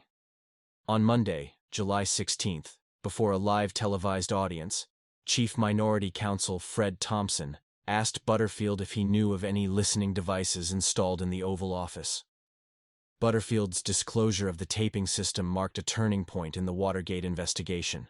Cox promptly issued subpoenas for the tapes, as did the Senate, but Nixon refused to release them, citing executive privilege, and instructed Cox to withdraw his subpoena. Cox refused to comply. On October 20, 1973, when Special Prosecutor Cox refused to withdraw the subpoena, Nixon instructed Attorney General Elliot Richardson to dismiss him. Richardson resigned in protest rather than comply with the order. Subsequently, Nixon directed Deputy Attorney General William Ruckelshaus to terminate Cox. But Ruckelshaus also resigned rather than carry out the directive. Nixon's quest to find someone within the Justice Department willing to dismiss Cox concluded with Solicitor General Robert Bork. Although Bork believed Nixon's order was valid and appropriate, he contemplated resigning to avoid being perceived as a mere pawn of the president. Ultimately, Bork executed the presidential order and removed the special prosecutor. These actions faced significant public backlash. Addressing allegations of potential misconduct, Nixon vehemently declared, "Well, I am not a crook," in front of 400 Associated Press managing editors at Disney's Contemporary Resort on November 17, 1973. Subsequently, Nixon had to permit Bork to appoint a new special prosecutor. With Nixon's consent, Bork selected Leon Jaworski to carry on with the investigation. On March 1, 1974, a grand jury in Washington, D.C., issued indictments against several former aides of Nixon, famously dubbed the Watergate Seven. Among them were H.R. Haldeman, John Ehrlichman, John N. Mitchell, Charles Colson, Gordon C. Strachan, Robert Mardian, and Kenneth Parkinson, charged with conspiring to obstruct the Watergate investigation. The grand jury discreetly identified Nixon as an unindicted co-conspirator. The special prosecutor dissuaded them from indicting Nixon, contending that a sitting president could only be indicted after leaving office. Prior to this, John Dean, Jeb Stuart Magruder, and other individuals had already pleaded guilty. On April 5, 1974, Dwight Chapin, Nixon's former appointments secretary, was found guilty of perjury before the grand jury. Shortly thereafter, the same grand jury indicted Ed Reinicke, the Republican lieutenant governor of California, on 3 counts of perjury before the Senate committee. The Nixon administration grappled with the decision of what materials to make public. While all parties agreed that all relevant information should be disclosed, there was disagreement on whether to release unedited profanity and vulgarity. Nixon's legal team advocated for the release of the tapes in their unedited form, whereas Press Secretary Ron Ziegler preferred an edited version where expletive deleted would replace the raw content. After weeks of deliberation, they opted to release an edited version. Nixon announced the release of the transcripts in a nationally televised speech on April 29, 1974, specifying that any audio containing national security information could be redacted from the released tapes. Initially, Nixon received a positive reception for his speech. However, as people examined the transcripts in the following weeks, former supporters from various spheres, public, media, and political, began calling for Nixon's resignation or impeachment. Vice President Gerald Ford remarked, "While it may be easy to delete characterization from the printed page, we cannot delete characterization from people's minds with a wave of the hand." Senate Republican leader Hugh Scott described the transcripts as revealing a deplorable, disgusting, shabby, and immoral performance by the president and his aides. Similarly, House Republican leader John Jacob Rhodes concurred with Scott, suggesting that if Nixon's standing continued to erode, he should consider resignation as a viable option. Even publications that had previously supported Nixon expressed severe criticism. The Chicago Tribune's editors characterized Nixon as humorless, devious, vacillating, profane, and minimally loyal. The Providence Journal described reading the transcripts as an unpleasant experience, highlighting Nixon's contempt for the United States, its institutions, and its people. Time magazine reported that Republican Party leaders in the western U.S. felt that while there were still Nixon loyalists within the party, the majority believed Nixon should step down promptly. They were troubled by the crude language and vindictive tone evident in the transcripts. The issue of access to the tapes was brought before the United States Supreme Court. On July 24, 1974, in the case of United States versus Nixon, the court ruled unanimously that claims of executive privilege over the tapes were invalid. Then Justice William Rehnquist, who had been appointed to the court by Nixon and previously served in the Nixon Justice Department as Assistant Attorney General of the Office of Legal Counsel, recused himself from the case. The court directed the president to release the tapes to the special prosecutor. Nixon complied with the order on July 30, 1974, and released the subpoenaed tapes to the public. The tapes unveiled several pivotal conversations that occurred between the president and his counsel, John Dean, on March 21, 1973. During this discussion, Dean outlined various aspects of the Watergate affair, emphasizing the subsequent cover-up as a cancer on the presidency. He revealed that the burglary team was being paid hush money for their silence, implicating key figures such as Bob Haldeman, John Ehrlichman, Mitchell, and himself in obstruction of justice. Dean further disclosed that Howard Hunt was extorting money from the White House, demanding immediate payment. Nixon responded by acknowledging the need to address Hunt's financial situation promptly, emphasizing the importance of keeping the situation under control to preserve options. During the initial congressional proceedings, it remained uncertain whether Nixon had prior knowledge and approval of the payments to the Watergate defendants before this conversation. However, Nixon's dialogue with Haldeman on August 1 provided evidence that he did. Nixon asserted that the payments had to be made, indicating his awareness and endorsement of the scheme. As the congressional debate on impeachment ensued, some argued that impeachment necessitated a criminally indictable offense. Nixon's agreement to facilitate the blackmail payments was viewed as a deliberate action to obstruct justice. On December 7th, investigators discovered that an over 18-minute segment of one recorded tape had been erased. Nixon's personal secretary, Rose Mary Woods, claimed responsibility, stating that she inadvertently erased the tape while answering the phone. However, scrutiny of the setup suggested it was unlikely for Woods to have operated the tape player while answering the phone. Subsequent forensic analysis in 2003 revealed that the erasure occurred in multiple segments, raising doubts about the accidental nature of the deletion. Nixon's position was steadily deteriorating. The House of Representatives passed H.Res. 803 on February 6, 1974, granting the Judiciary Committee the power to investigate the president for impeachment. Then, on July 27, 1974, the House Judiciary Committee voted 27-11 to recommend the first article of impeachment against Nixon, obstruction of justice. Just 2 days later, on July 29, 1974, the committee recommended the second article, abuse of power. The following day, July 30, 1974, the committee recommended the third article, contempt of Congress. Finally, on August 20, 1974, the House authorized the printing of the committee report H.Rep. 93-1305, which contained the resolution impeaching Nixon and outlined the articles of impeachment against him. On August 5, 1974, a previously undisclosed audio recording from June 23, 1972, was released by the White House. This recording captured a conversation between Nixon and Haldeman in the Oval Office shortly after the Watergate break-in, outlining their efforts to obstruct the FBI's investigation to protect themselves from exposure in the scandal. Haldeman raised concerns about the FBI's investigation, leading into sensitive areas beyond their control, prompting Nixon to approve a plan to use the CIA to impede the FBI's progress. Nixon instructed Haldeman to have the CIA tell the FBI to halt its investigation, asserting, "Stay the hell out of this." Despite objections from the FBI, Nixon insisted on pressing forward with their investigation.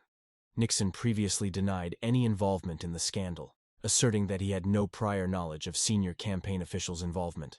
However, the release of this tape contradicted his claims, revealing his active participation in the cover-up since the early stages. This revelation prompted Nixon's own lawyers to acknowledge that he had deceived the nation, his aides, and even his legal team for over 2 years. The tape, described by some as a smoking gun, provided undeniable evidence of Nixon's complicity in the cover-up. We have a cancer within, close to the presidency, that's growing. There's a problem with the continued blackmail. It'll cost money.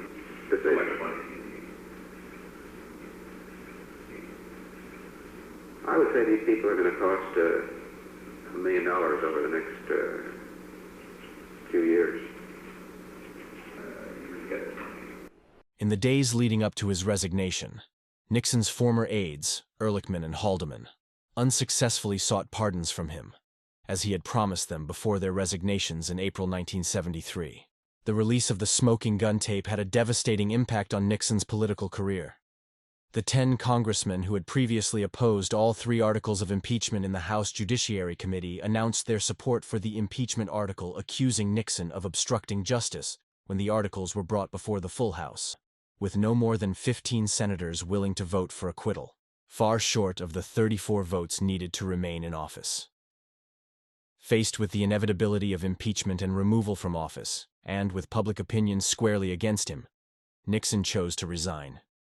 In a nationally televised address from the Oval Office on the evening of August 8, 1974, Nixon explained his decision. "In all the decisions I have made in my public life, I have always tried to do what was best for the nation. Throughout the long and difficult period of Watergate, I have felt it was my duty to persevere, to make every possible effort to complete the term of office to which you elected me. In the past few days, however, it has become evident to me that I no longer have a strong enough political base in Congress to justify continuing that effort. I would have preferred to carry through to the finish, whatever the personal agony it would have involved, and my family unanimously urged me to do so." I shall resign the presidency effective at noon tomorrow. But the interest of the nation must always come before any personal considerations. Therefore, I shall resign the presidency effective at noon tomorrow. Vice President Ford will be sworn in as president at that hour in this office. On the morning that his resignation took effect, Nixon bid farewell to the White House staff in the East Room before departing via helicopter to Andrews Air Force Base in Maryland. From there, he and his family were flown to his home, La Casa Pacifica, in San Clemente, California. Following Nixon's resignation, Congress halted its impeachment proceedings, but the possibility of criminal prosecution at the federal level remained open. Nixon's successor, Vice President Gerald Ford, assumed the presidency and on September 8, 1974, issued a full and unconditional pardon to Nixon, shielding him from prosecution for any crimes he may have committed while in office. In a televised address to the nation, Ford justified the pardon as being in the best interest of the country, acknowledging the ongoing American tragedy involving the Nixon family and expressing his belief that someone needed to put an end to it. Despite the pardon, Nixon maintained his innocence until he died in 1994. In his official response to the pardon, he admitted to his failures in handling the Watergate scandal, particularly during the judicial proceedings when it evolved into a national tragedy. Critics have suggested that Ford's decision to pardon Nixon contributed to his defeat in the 1976 presidential election. Allegations of a secret agreement between Ford and Nixon, where a pardon was promised in exchange for resignation, prompted Ford to testify before the House Judiciary Committee on October 17, 1974. In his autobiography, A Time to Heal, Ford recounted a meeting with Nixon's chief of staff, Alexander Haig, who outlined Nixon's limited options. Haig mentioned that some of Nixon's advisors proposed that Nixon could resign in exchange for a pardon from Ford. However, Haig made it clear that he was not endorsing any particular course of action and sought Ford's assessment of the situation. Ford declined to make any recommendations, deeming it inappropriate, and instead focused on his overall assessment of the situation. Charles Colson pleaded guilty to charges related to the Daniel Ellsberg case, resulting in the dismissal of the indictment against him for covering up the activities of the committee to re-elect the president, as was the case with Strachan. The trial for the remaining 5 members of the Watergate 7 indicted in March commenced in October 1974. By January 1, 1975, all except Parkinson were found guilty. In 1976, the U.S. Court of Appeals mandated a retrial for Mardian, leading to the dropping of all charges against him. Haldeman, Ehrlichman, and Mitchell exhausted their appeals by 1977, with Ehrlichman entering prison in 1976, followed by the other two in 1977. Given that Nixon and many other senior officials implicated in Watergate were lawyers, the scandal significantly tarnished the public perception of the legal profession. The Watergate scandal led to the indictment of 69 individuals, with 48 being found guilty, including high-profile figures such as Attorney General John N. Mitchell and White House Chief of Staff H.R. Haldeman. Several individuals received convictions for crimes ranging from perjury to obstruction of justice. Notable figures among those convicted included John W. Dean, Dwight L. Chapin, Morris Stans, and Herbert W. Kalmbach. To address public concerns regarding the legal profession's integrity, the American Bar Association, ABA, implemented significant reforms. The ABA replaced its existing Model Code of Professional Responsibility with the Model Rules of Professional Conduct in 1983. Additionally, the ABA mandated that law students at ABA-approved law schools undertake a course in professional responsibility, emphasizing the importance of ethical conduct among lawyers. Nixon provided secret testimony to a grand jury on June 24 and 25, 1975, addressing various issues related to Watergate. Despite initial resistance, transcripts of Nixon's grand jury testimony were released in November 2011, shedding further light on the events surrounding the scandal. Requests to unseal records of the Watergate 7, including G. Gordon Liddy and James McCord, were granted in 2012, further enhancing public access to information regarding the Watergate affair. Ford's pardon of Nixon significantly contributed to his defeat in the 1976 presidential election against Jimmy Carter. The phrase, "follow the money," believed to have been conveyed by Mark Felt to Woodward and Bernstein, gained prominence in American culture after the Watergate scandal. Although not featured in the 1974 book, All the President's Men, It became associated with the subsequent film adaptation, released in 1976. The book they would later write about it, All the President's Men, was turned into a hit film starring Robert Redford and Dustin Hoffman in 1976. The 2017 movie, Mark Felt, The Man Who Brought Down the White House, explores Felt's role in the scandal as Deep Throat. Despite the significant ramifications of the Watergate scandal, the exact motive behind the break-in at the DNC offices has remained elusive, however. It is widely suggested that the break-in was aimed at bugging O'Brien's phone for political and financial intelligence gathering. In 1968, O'Brien held key roles in Vice President Hubert Humphrey's presidential campaign and as a lobbyist for Howard Hughes in Washington. Donald Nixon, the president's brother, had sought information about O'Brien due to past financial entanglements between Donald Nixon and Hughes. This included a loan from Hughes to Donald Nixon in 1956, which became a political liability for Richard Nixon during the 1960 presidential campaign. Meyer, an advisor to Hughes, conveyed to Donald Nixon that the Democrats possessed damaging information about Richard Nixon's dealings with Hughes, potentially held by O'Brien. According to author Donald M. Bartlett, Richard Nixon was determined to prevent another embarrassment for the family. Hughes, who had made substantial contributions to both Democrats and Republicans, was concerned about O'Brien uncovering his illegal contributions to Nixon's campaign. On April 22, 1994, Richard Nixon, the 37th President of the United States, died after suffering a significant stroke 4 days earlier, at the age of 81. Send us your thoughts on the Watergate scandal in the comment section below. We are looking forward to the conversation. Number 3. Casey Anthony. If you have anything to do with Kaylee's disappearance, then the polygraph's going to show that. On January 4, 2024, amidst Casey Anthony's recent allegations against her father, George, and mother, Cindy, they agreed to undergo polygraph examinations on camera in a new special titled Casey Anthony's Parents, the Lie Detector Test on A&E and Lifetime. The documentary reveals their real-time reactions to the polygraph questions, showcasing each spouse's response to the other's answers and the results of the lie detector tests, as they confront lingering questions about George's potential involvement in Kaylee's death. This televised event reopens old wounds surrounding the tragic story of Casey Anthony and her daughter Kaylee, whose disappearance in July 2008 sparked a nationwide fascination. The ensuing investigation into Casey, then 22 years old, included scrutinizing her cell phone, computer, and vehicle, uncovering incriminating evidence such as internet searches for chloroform and neck breaking, as well as detecting traces of chloroform and human decomposition in her car's trunk. Consequently, Casey was charged with first-degree murder in October 2008.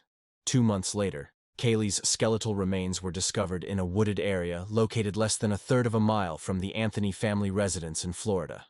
Just a quick backstory. Casey lived with her parents, George and Cindy Anthony, and daughter Kaylee, in Orlando. Casey had left home a month earlier, citing a work assignment in Tampa. Throughout her absence, the grandparents repeatedly requested to speak to Kaylee, but Casey always made excuses, including claims of being with the nanny. On July 15th, George received a call informing him that the car Casey had been using for work was impounded. A strong odor emanating from the trunk caught his attention. He recognized a smell from his years as a police officer as that of decomposition. Her parents eventually located Casey at her boyfriend's house in Orlando, where they found her smoking marijuana and watching TV. When asked about the baby, she reiterated the nanny's story, prompting Cindy to call 911. 911, what's your emergency? I called a little bit ago, the deputy sheriff. I found out my granddaughter has been taken. She has been missing for a month. We're talking about a 3-year-old little girl. My daughter finally admitted that the baby's in the store. I need to find her. Your daughter admitted that the baby is where? But the babysitter took her a month ago. My daughter's been looking for her. I told you my daughter was missing for a month. I just found her today, but I can't find my granddaughter. And she just admitted to me that she's been trying to find her herself. There's something wrong. I found my daughter's car today, and it smells like there's been a dead body in the damn car. Okay, what is the 3-year-old's name? Kaylee, Caylee, Anthony. Kaylee Anthony? Yes. How long has she been missing for? I have not seen her since the 7th of June. Is your daughter there? Yes. Can I speak with her? Hey, Sheriff's Department, they want to talk to you. Answer the question. Hello? Hello? Yes. Can you tell me what's going on a little bit? I'm sorry? Can you tell me a little bit what's going on? My daughter's been missing for the last 31 days. And you know who has her? I know who has her. I've tried to contact her. I actually received a phone call today, now from a number that is no longer in service. I did get to speak to my daughter for about a minute. Who has her? Do you have a name? Her name is Zenaida Fernandez Gonzalez. The lack of urgency and emotion in this 911 call never gets old for me. Listen to the reason she provides when asked why she waited this long to report her daughter missing. 911, what's your emergency? Who has her? Do you have a name? Her name is Zenaida Fernandez Gonzalez. Who is that? Babysitter? She's been my nanny for about a year and a half, almost 2 years. Why are you calling now? Why didn't you call 31 days ago? I've been looking for her and have gone through other resources to try to find her, which was stupid. I think the officers are here. The officers are there? So many things about this case didn't add up. Welcome to True Crime Capital. So where is Casey Anthony now? Her parents, George and Cindy, are still together and they still reside in Florida. For obvious reasons, they maintain resentment towards their daughter for the death of their grandchild. Cindy is still angry a lot of the time. This was a loving grandmother who had to withstand family trauma that no one should ever have to deal with. So when she starts talking about Casey and Kaylee, she still gets really upset, even now. At first, Cindy wanted answers. She wanted to know what had happened, why this had happened. She wanted Casey to explain the hell she put everyone through. Now she realizes that there's no point asking Casey anything, because she is never going to get any straight answers. So what's the point? Cindy isn't sure what to believe when it comes to her daughter's involvement in Kaylee's death. George, on the other hand, is steadfast that she did something wrong. But with Cindy, it's a big question mark. Mostly, she's just sad about the way things turned out. Though Casey and her parents have opposing narratives of what happened to 2-year-old Kaylee, one thing is for certain. The Anthony family has been irreparably broken by the tragic event and its fallout. July 16, 2008. Casey was first arrested, one day after her mother reported Kaylee missing to the police. She was charged with child neglect, giving false statements and obstruction. The charges resulted after Casey claimed to police she had left Kaylee at the apartment of her babysitter, Zanny, and that she worked at Universal Studios. Both statements that turned out to be false. The day right now is July 16, 2008. The time right now is 04:11 hours. I'm Detective Mellish with the Orange County Sheriff's Office. I am with Casey Anthony, is that correct? Yes. Casey, you understand this is being recorded? Yes. You have any objection to that? No. All right. Casey, I got called here in reference to a missing child. You took Casey to a babysitter's house? Yes. And who was this babysitter? Her name is Zenaida Fernandez Gonzalez. Okay. How long had you known Zenaida? Almost 4 years. It'll be 4 years Christmas this year. And where did you meet her? Who did you meet her through? A mutual friend. His name is Jeffrey Michael Hopkins. I met him at Nickelodeon at Universal, and I met her through him. She was his son's nanny at the time. Does Jeffrey still work at Universal? No, he does not. How long has it been since he left? About 9-10 months, give or take. He moved up to North Carolina for a short time and moved down to Jacksonville within the last 3 months. How would you characterize your relationship with Miss Anthony? More or less acquaintances. Okay. Weren't very good friends? Not very good friends. Did you ever work at Universal Studios? I did. When did you work at Universal Studios? Approximately 2002. Okay. How long did you work there for? 1 year. Did you ever work there at the same time that Casey Anthony worked there? I don't think so. You don't recall ever seeing her there? Never. Did you ever introduce Casey Anthony to a woman by the name of Zenaida Gonzalez? I did not. Did you ever use Zenaida Gonzalez as a nanny? No, sir. Do you have any children? No, sir. Have you lived in the Orlando area consistently since 2002? Yes, sir. Have you ever lived in Jacksonville? No, sir. Have you ever lived in North Carolina? No, sir. Did you see Casey Anthony in the month of June of 2008? No, sir. When was the last time you spoke with him? About a week and a half ago. Do you know a telephone number for him? I can find a number for him. I don't know a number offhand. No, July 22nd, 2008. Later that month, police named Casey as a person of interest in the investigation surrounding her daughter's disappearance. October 14th, 2008. A Florida grand jury indicted Casey on first-degree murder charges in connection with Kaylee's death, though her body had yet to be found. Charges that carried a potential death sentence. December 11th, 2008. Over 5 months after Kaylee was reported missing, her remains were uncovered by Orange County meter reader Roy Kronk in a wooded area less than a mile away from the Anthony's home in Florida. Gerardo Bloisy was called out to this very spot to confirm whether a small skull found in the woods might belong to 2-year-old Kaylee Anthony. Kronk later testified during Casey's murder trial and said he had seen a white object in the same location that he was 99.99% sure was a human skull in August 2008, 4 months before Kaylee's remains were found. After calling the police the next day and meeting the deputy at the scene, Kronk testified, "The officer looked one way and then the other. Then he berated me for a half hour for wasting his time." When Kronk was in the same area in December 2008, he stumbled on Kaylee's remains, recalling on the stand, "I did not know what it was. I never lifted it off the ground. That was a very horrific thing for me to find, obviously." May the 24th, 2011. Casey's murder trial began in Orlando, Florida, and lasted over 6 weeks. The defense, led by Jose Baez, claimed that Kaylee accidentally drowned in the family's pool, and George helped Casey cover up the accidental death by burying the toddler in their backyard. Baez and Casey also made several bombshell allegations, including that Casey was sexually abused and molested by her father George since she was a child. Claims George vehemently denied on the stand. The prosecution, meanwhile, focused on Casey's various lies to both her parents and police, as well as mounting circumstantial evidence, including incriminating Google searches for terms like how to make chloroform on the family's computer. "No one makes an accident look like murder," Jeff Ashton, then the state attorney for Orange and Osceola counties in Florida, said to the jury. On Monday, June 16th, Cindy Anthony goes to work, as I've described, sometime between 7 and 8 a.m., and is out of the house until the late evening. George Anthony specifically recalls that at 12:50 p.m.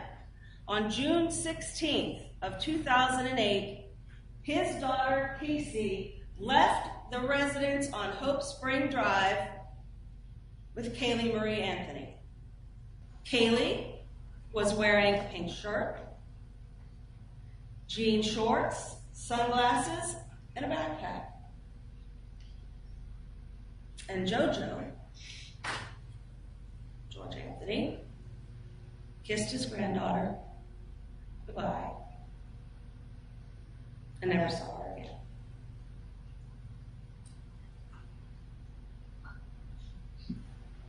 In fact, no one but Casey Anthony ever saw Kaylee Marie Anthony alive again. Prosecutors argued that Casey Anthony suffocated her daughter with chloroform and taped the 2-year-old's mouth shut, July 5, 2011. After deliberating for 11 hours, the 12-person jury found Casey not guilty on all serious charges, including first-degree murder, manslaughter, and aggravated child abuse. She was convicted, however, on 4 counts of lying to the police. The case remains unsolved to this day. July 7, 2011. 2 days after the judge delivered the verdict, Casey was sentenced to 4 years in prison and a $4,000 fine. July 17, 2011. Since Anthony had already served approximately 3 years in prison and exhibited good behavior, she only owed 10 more days in prison at the time of her sentencing. So just 10 days after her sentencing, Casey was released from Florida's Orange County Jail. She was greeted by hundreds of protesters who were outraged over her acquittal waiting outside. In 2016, she launched her own photography business, Case Photography, but had done very few projects. Casey, now 37, lives a small life in South Florida. She has few close friends. She has the people she trusts. She works as an assistant to defense investigator Patrick McKenna, who led her case in court, and mostly makes her living in accounting work. I felt by the end of the project that I had witnessed somebody revisit and process some pretty awful memories and trauma, Dean said. I thought that where she got into was a place of greater understanding of what she thought had happened, but I think the process caused her a lot of agony. She's got enough money to live, but not enough to really do anything, a source said. She sort of lives like an old person, on a fixed income without much going on in her life. She's bored, and she complains about boredom all the time. She rarely goes out. Her attempts to launch businesses have failed. She is completely estranged from her parents. People are always starting bees with her, said Ethan Bowen, a bartender who has served Anthony several times. They'll approach her to say something, or she'll look up to see someone taking a picture of her with her phone. No one gives her any peace. Casey does not have any children. She told the Associated Press in 2017, "If I'd be dumb enough to bring another kid into this world, knowing that there'd be a potential that some little snot-nosed kid would then say something mean to my kid, I don't think I could live with that." March 2017. The following year, Casey broke her silence for the first time since her acquittal with a series of interviews given to the Associated Press. She continued to assert that she did not know what happened to Kaylee in the final moments of her life. "I don't give a about what anyone thinks about me, I never will," Casey told the outlet. "I'm okay with myself. I sleep pretty good at night." She added, "I understand the reasons people feel about me. I understand why people have the opinions that they do. I'm still not even certain as I stand here today about what happened." Kaylee would be 12 this year. What would she be like right now? A total badass. I would like to think she'd be listening to classic rock and playing sports and not taking from anybody. I'm still not even certain as I stand here today about what happened. October 2019. Casey was no longer speaking to either of her parents and had limited contact with her brother Lee. At the time, George revealed in an appearance on Dr. Oz that his relationship with his daughter was irreparably broken. "We're not connected anymore," he said on the show, "and that hurts. I wish I could be part of her life, but I would never feel comfortable around her. I can't trust her." However, in 2019, George appeared to soften his stance towards Casey. In another appearance on Dr. Oz in October 2019, he revealed he was ready to forgive his daughter. In December 2020, she filed paperwork to start her own private investigation business called Case Research and Consulting Services, LLC. However, state records revealed that she does not have a Florida private investigator's license, and as a convicted felon, she will not be able to obtain one. That wasn't deterring Casey. Though the company was in the very early stages, Casey had big plans to help other people facing serious legal charges. In May 2021, Casey called 911 in an incident involving a love triangle that turned into a verbal fight that ended with Anthony repeatedly getting splashed in the face with drinks. Anthony told police she got into an argument at O'Shea's Irish pub in West Palm Beach with a woman about an ex-boyfriend both were dating at the same time.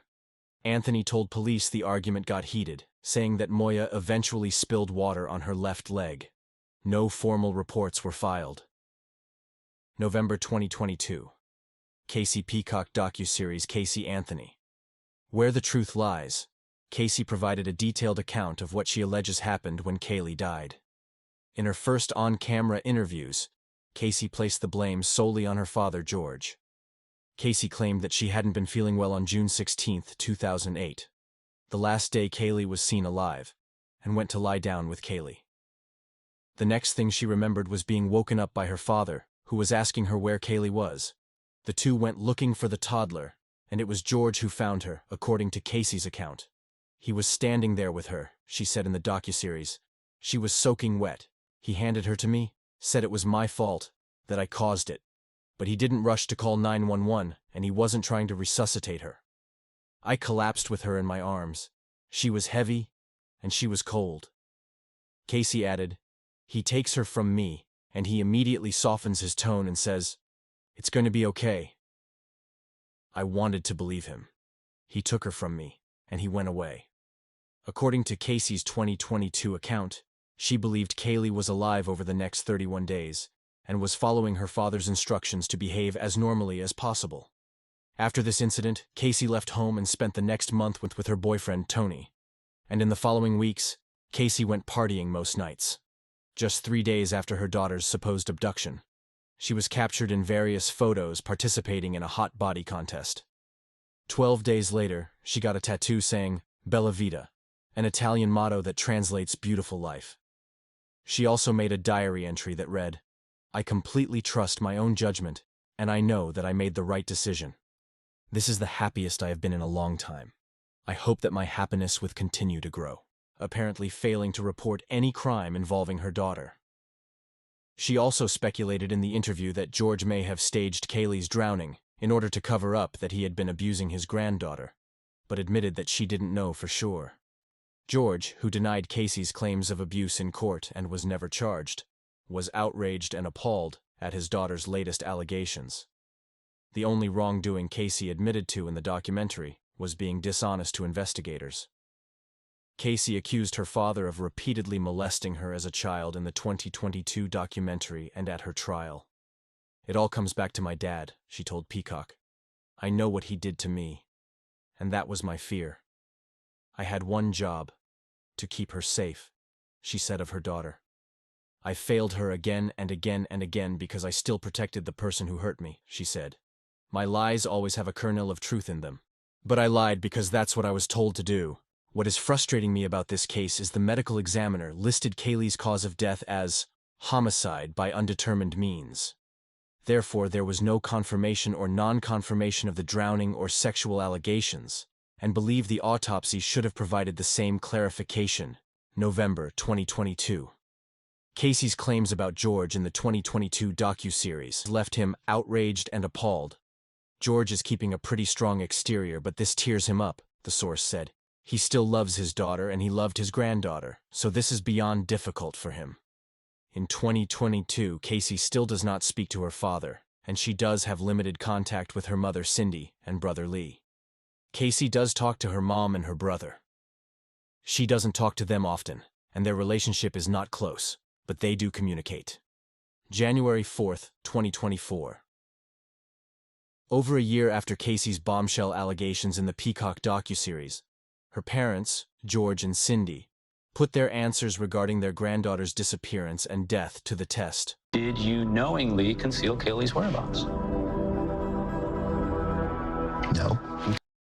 The two grandparents have come forward as a result of Casey's claims that she was sexually abused by her father and that he was involved in concealing Kaylee's whereabouts after her death. Casey doubled down on her claims of sexual assault against George in a 2022 docuseries, Casey Anthony, Where the Truth Lies, and also accused George of staging the crime scene to point to Casey in her daughter's death. The couple participated in the A&E series Casey Anthony's Parents, the lie detector test, which premiered on January 4, 2024, where they took polygraph tests on camera. In one clip, Cindy said she believes her daughter 100% knows what happened to Kaylee. Yes, I believe 100%. And I kept hoping upon hope that she would confess, Cindy revealed in the special. And that's the only reason I put myself through all of her drama and everything. The show tapped a retired FBI agent to pose a series of sensitive questions about the mystifying case. Did you ever have sexual contact with Casey? George is asked at one point. Did you knowingly conceal Kaylee's whereabouts? He's quizzed later. George Anthony, who is now 72, and Cindy Anthony, 65, passed the polygraph tests as part of A&E's new TV special, Casey Anthony's Parents, the Lie Detector Test, in which they were asked several questions relating to their granddaughter Kaylee Anthony's murder and their daughter Casey Anthony's accusations of molestation that she has made against her father. But the tests, however successful, also spurred some intense emotions from both parents. My opinion of them taking the examination was to clear their name, not only as suspects despite the closed investigations, but to validate the narratives they have been telling throughout the years, Lisa Ribicoff, a New York-based private investigator and polygraph expert, said.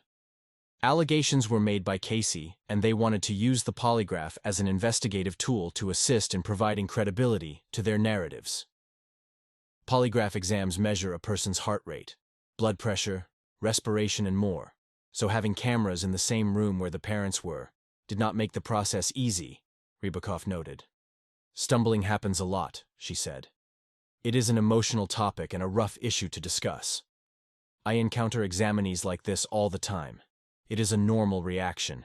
It is up to the examiner to discuss things with them thoroughly to ensure they are understanding of the questions as well. Rybakoff also noted that the special was edited, and trailers were released to appear to make George look guilty, which could be why viewers were so highly tuned in. At one point in the special, George accuses his wife of being controlling when she asks the production crew to move the couch they are sitting on. Cindy becomes emotional and hints at the gravity of the polygraph tests, saying George could end up in jail if he blows all this. In another scene, Cindy has a panic attack while discussing Kaylee's murder and accusations against Casey. Since June 16, 2008, Kaylee has been my #1 priority as far as what happened to her and getting her back, Cindy says in the special. I lost Casey and my granddaughter that day, but Kaylee was the priority. Kaylee has always been my priority.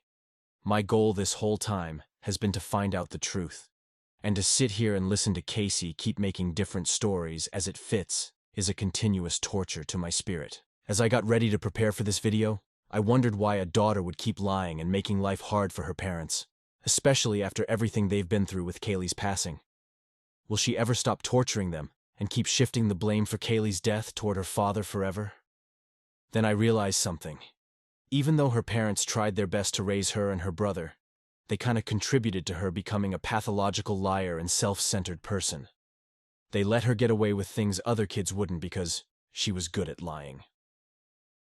You see, during her upbringing, there were numerous occasions where she got away with behaviors that most children would not, simply due to the fact that she was able to continuously lie without facing serious consequences. For example, when she was 18, she stopped attending classes midway through her senior year. She skipped the entire half of her final year to go hang out with her older boyfriend. Her parents suspected something was up but didn't do anything about it. Then, right before graduation, her parents became suspicious on several occasions, but failed to discipline her. Then, just days before graduation, her parents were informed by the school that she will not be graduating. Casey's excuse was that her timetable was mixed up by the school, causing her to miss classes. Instead of punishing her, her parents covered for her and lied to everyone, saying she graduated with honors and threw her an extravagant and lavish graduation party. This is just one of many occurrences that Casey faced no ramifications for her actions, and her parents not putting their foot down, instead helping her with her lies. So, will she ever stop torturing them? It doesn't seem likely. We hope you have found insight in watching the update on Casey Anthony's case. What is the most shocking aspect of this case to you? Leave your comments down below. Number 2, JonBenet Ramsey. JonBenet Patricia Ramsey, born August 6, 1990, was a young American beauty queen tragically killed at the tender age of 6 in her family's residence at 755 15th Street in Boulder, Colorado. A lengthy handwritten ransom note was discovered within the home. It was JonBenet's father, John, who uncovered her lifeless body in the basement approximately 7 hours following her reported disappearance. The autopsy revealed a fractured skull from a severe blow to the head, coupled with strangulation, marked by a garrote wrapped around her neck. The official cause of JonBenet's demise was declared as asphyxiation due to strangulation associated with cranial trauma. This devastating event was classified as a homicide. The case garnered widespread global attention, notably due to her mother, Patsy Ramsey, a former beauty queen, who had engaged JonBenet in various child beauty pageants. Despite extensive efforts, the case remains unsolved, with the Boulder Police Department continuing its open investigation. Initially, the Boulder police suspected Patsy of composing the ransom note and believed that JonBenet's parents had orchestrated a staged scene to conceal the murder. By 1999, both the police and the district attorney confirmed that JonBenet's 9-year-old brother, Burke, was not a suspect. While JonBenet's parents participated in televised interviews, they avoided police questioning except on their own terms. In October 2013, previously sealed court documents unveiled that a grand jury from 1999 had recommended charging the Ramseys for allowing JonBenet to be in a perilous situation. Additionally, John and Patsy were accused of impeding the prosecution of an unidentified individual responsible for first-degree murder and fatal child abuse. Nonetheless, the district attorney concluded that there was insufficient evidence to pursue a viable indictment. In 2002, the district attorney's successor assumed control of the case from the police and primarily pursued the theory of an intruder perpetrating the crime. By 2003, trace DNA extracted from the victim's garments was discovered to belong to an unidentified male, with each member of the family excluded from this genetic match. In 2008, the district attorney issued a letter of apology to the Ramseys, affirming the family's full exoneration based on the DNA findings. However, some, including former Boulder Police Chief Mark Beckner, contested the exoneration, viewing the DNA evidence as inconclusive and lacking a direct link to the crime. In February 2009, the Boulder police reassumed control of the investigation from the district attorney and reopened the case. The national and international media extensively covered JonBenet's brief involvement in beauty pageants, along with her family's affluence and the peculiar evidence uncovered in the case. Media scrutiny questioned the police's handling of the investigation. Consequently, members of the Ramsey family and their acquaintances initiated defamation lawsuits against various media entities. JonBenet Ramsey entered the world on August 6, 1990, in Atlanta, Georgia, as the younger of two siblings to Patricia Patsy Ramsey and JonBenet Ramsey. Her older brother, Burke, preceded her by 3 years. JonBenet's unique first name was a fusion of her father's first and middle names, while her mother's first name was bestowed upon her as her middle name. John Ramsey, a businessman, held the position of president at Access Graphics, a computer software company later acquired by Lockheed Martin. Following his divorce in 1978, John embarked on a new chapter in 1991, marrying Patsy, his second wife, and relocating with their family to Boulder, where Access Graphics had its headquarters. Patsy Ramsey, a dedicated homemaker, poured her energy into caring for her children. She enthusiastically supported JonBenet's participation in various child beauty pageants in Boulder, where JonBenet earned titles such as America's Royale Miss, Little Miss Charlevoix, Little Miss Colorado, Colorado State All-Star Kids Cover Girl, and National Tiny Miss Beauty. Media attention heightened following JonBenet's tragic murder, focusing on her involvement in pageants and Patsy's described pageant mother demeanor. On December 23, 1993, 3 days before the discovery of the body, a 911 call originates from the home. However, by January 10th, it's revealed that the call was likely a mistake made by an inebriated party guest. On December 25, 1996, JonBenet receives a bicycle for Christmas. Following a Christmas gathering hosted by family friend Fleet White, the Ramseys return home, and JonBenet retires to bed. Some theories suggest that JonBenet sneaked downstairs later and had a disagreement with her brother over a late-night snack of pineapple. Indeed, undigested pineapple was found in her stomach. At 5:30 a.m. on December 26, 1996, when Patsy rises to prepare coffee, she discovers a 2.5-page handwritten ransom note on the back stairs leading to the kitchen. The note claims her daughter has been abducted and demands, "You will withdraw $118,000 from your account. $100,000 will be in $100 bills, and the remaining $18,000 in $20 bills." On December 26, 1996, Patsy Ramsey informed authorities that she discovered her daughter missing upon finding a 2.5-page handwritten ransom note on the kitchen staircase of the Ramsey family's Boulder residence. Police! What's going on? 55 15th Street. What's going on there, ma'am? We have a kidnapping. Hurry, please. Explain to me what's going on, okay? There's a note left and our daughter's gone. There's a ransom note here. Oh my God, please. Okay, Please, there's somebody. I am, honey. Please. Take a deep breath. Please, Okay. hurry. Patsy. The note demanded a sum of $118,000. John Ramsey noted to the police at the scene that this amount closely mirrored his Christmas bonus from the previous year, suggesting potential involvement from someone privy to such information. Investigators explored various theories regarding the amount requested, including scrutiny of Access Graphics employees who might have been aware of John's bonus. Additionally, they investigated the possibility of the ransom demand referencing Psalm 118, consulting religious sources for insight. The ransom note's unusual length prompted the FBI to inform the police that such notes were rarely written at the scene of the crime. Law enforcement suspected the note of being staged due to its lack of fingerprints besides Patsy's and those of the authorities who handled it. Moreover, its peculiar use of exclamation marks and initialisms raised suspicions. Both the note and a practice draft were penned using materials from the Ramsey household. While a Colorado Bureau of Investigation (CBI) report suggested Patricia Ramsey as the likely author, the evidence did not conclusively support this claim. Forensic pathologist Michael Baden, with 6 decades of experience and consultation on both sides of the case, deemed the note highly unusual and doubted it was authored by an unknown individual. A federal court dismissed the likelihood of Patsy's involvement in writing the note, citing the findings of 6 certified handwriting experts. The court criticized the baseless accusations made against Patsy by self-proclaimed experts lacking credentials, emphasizing the absence of scientific validity in their claims.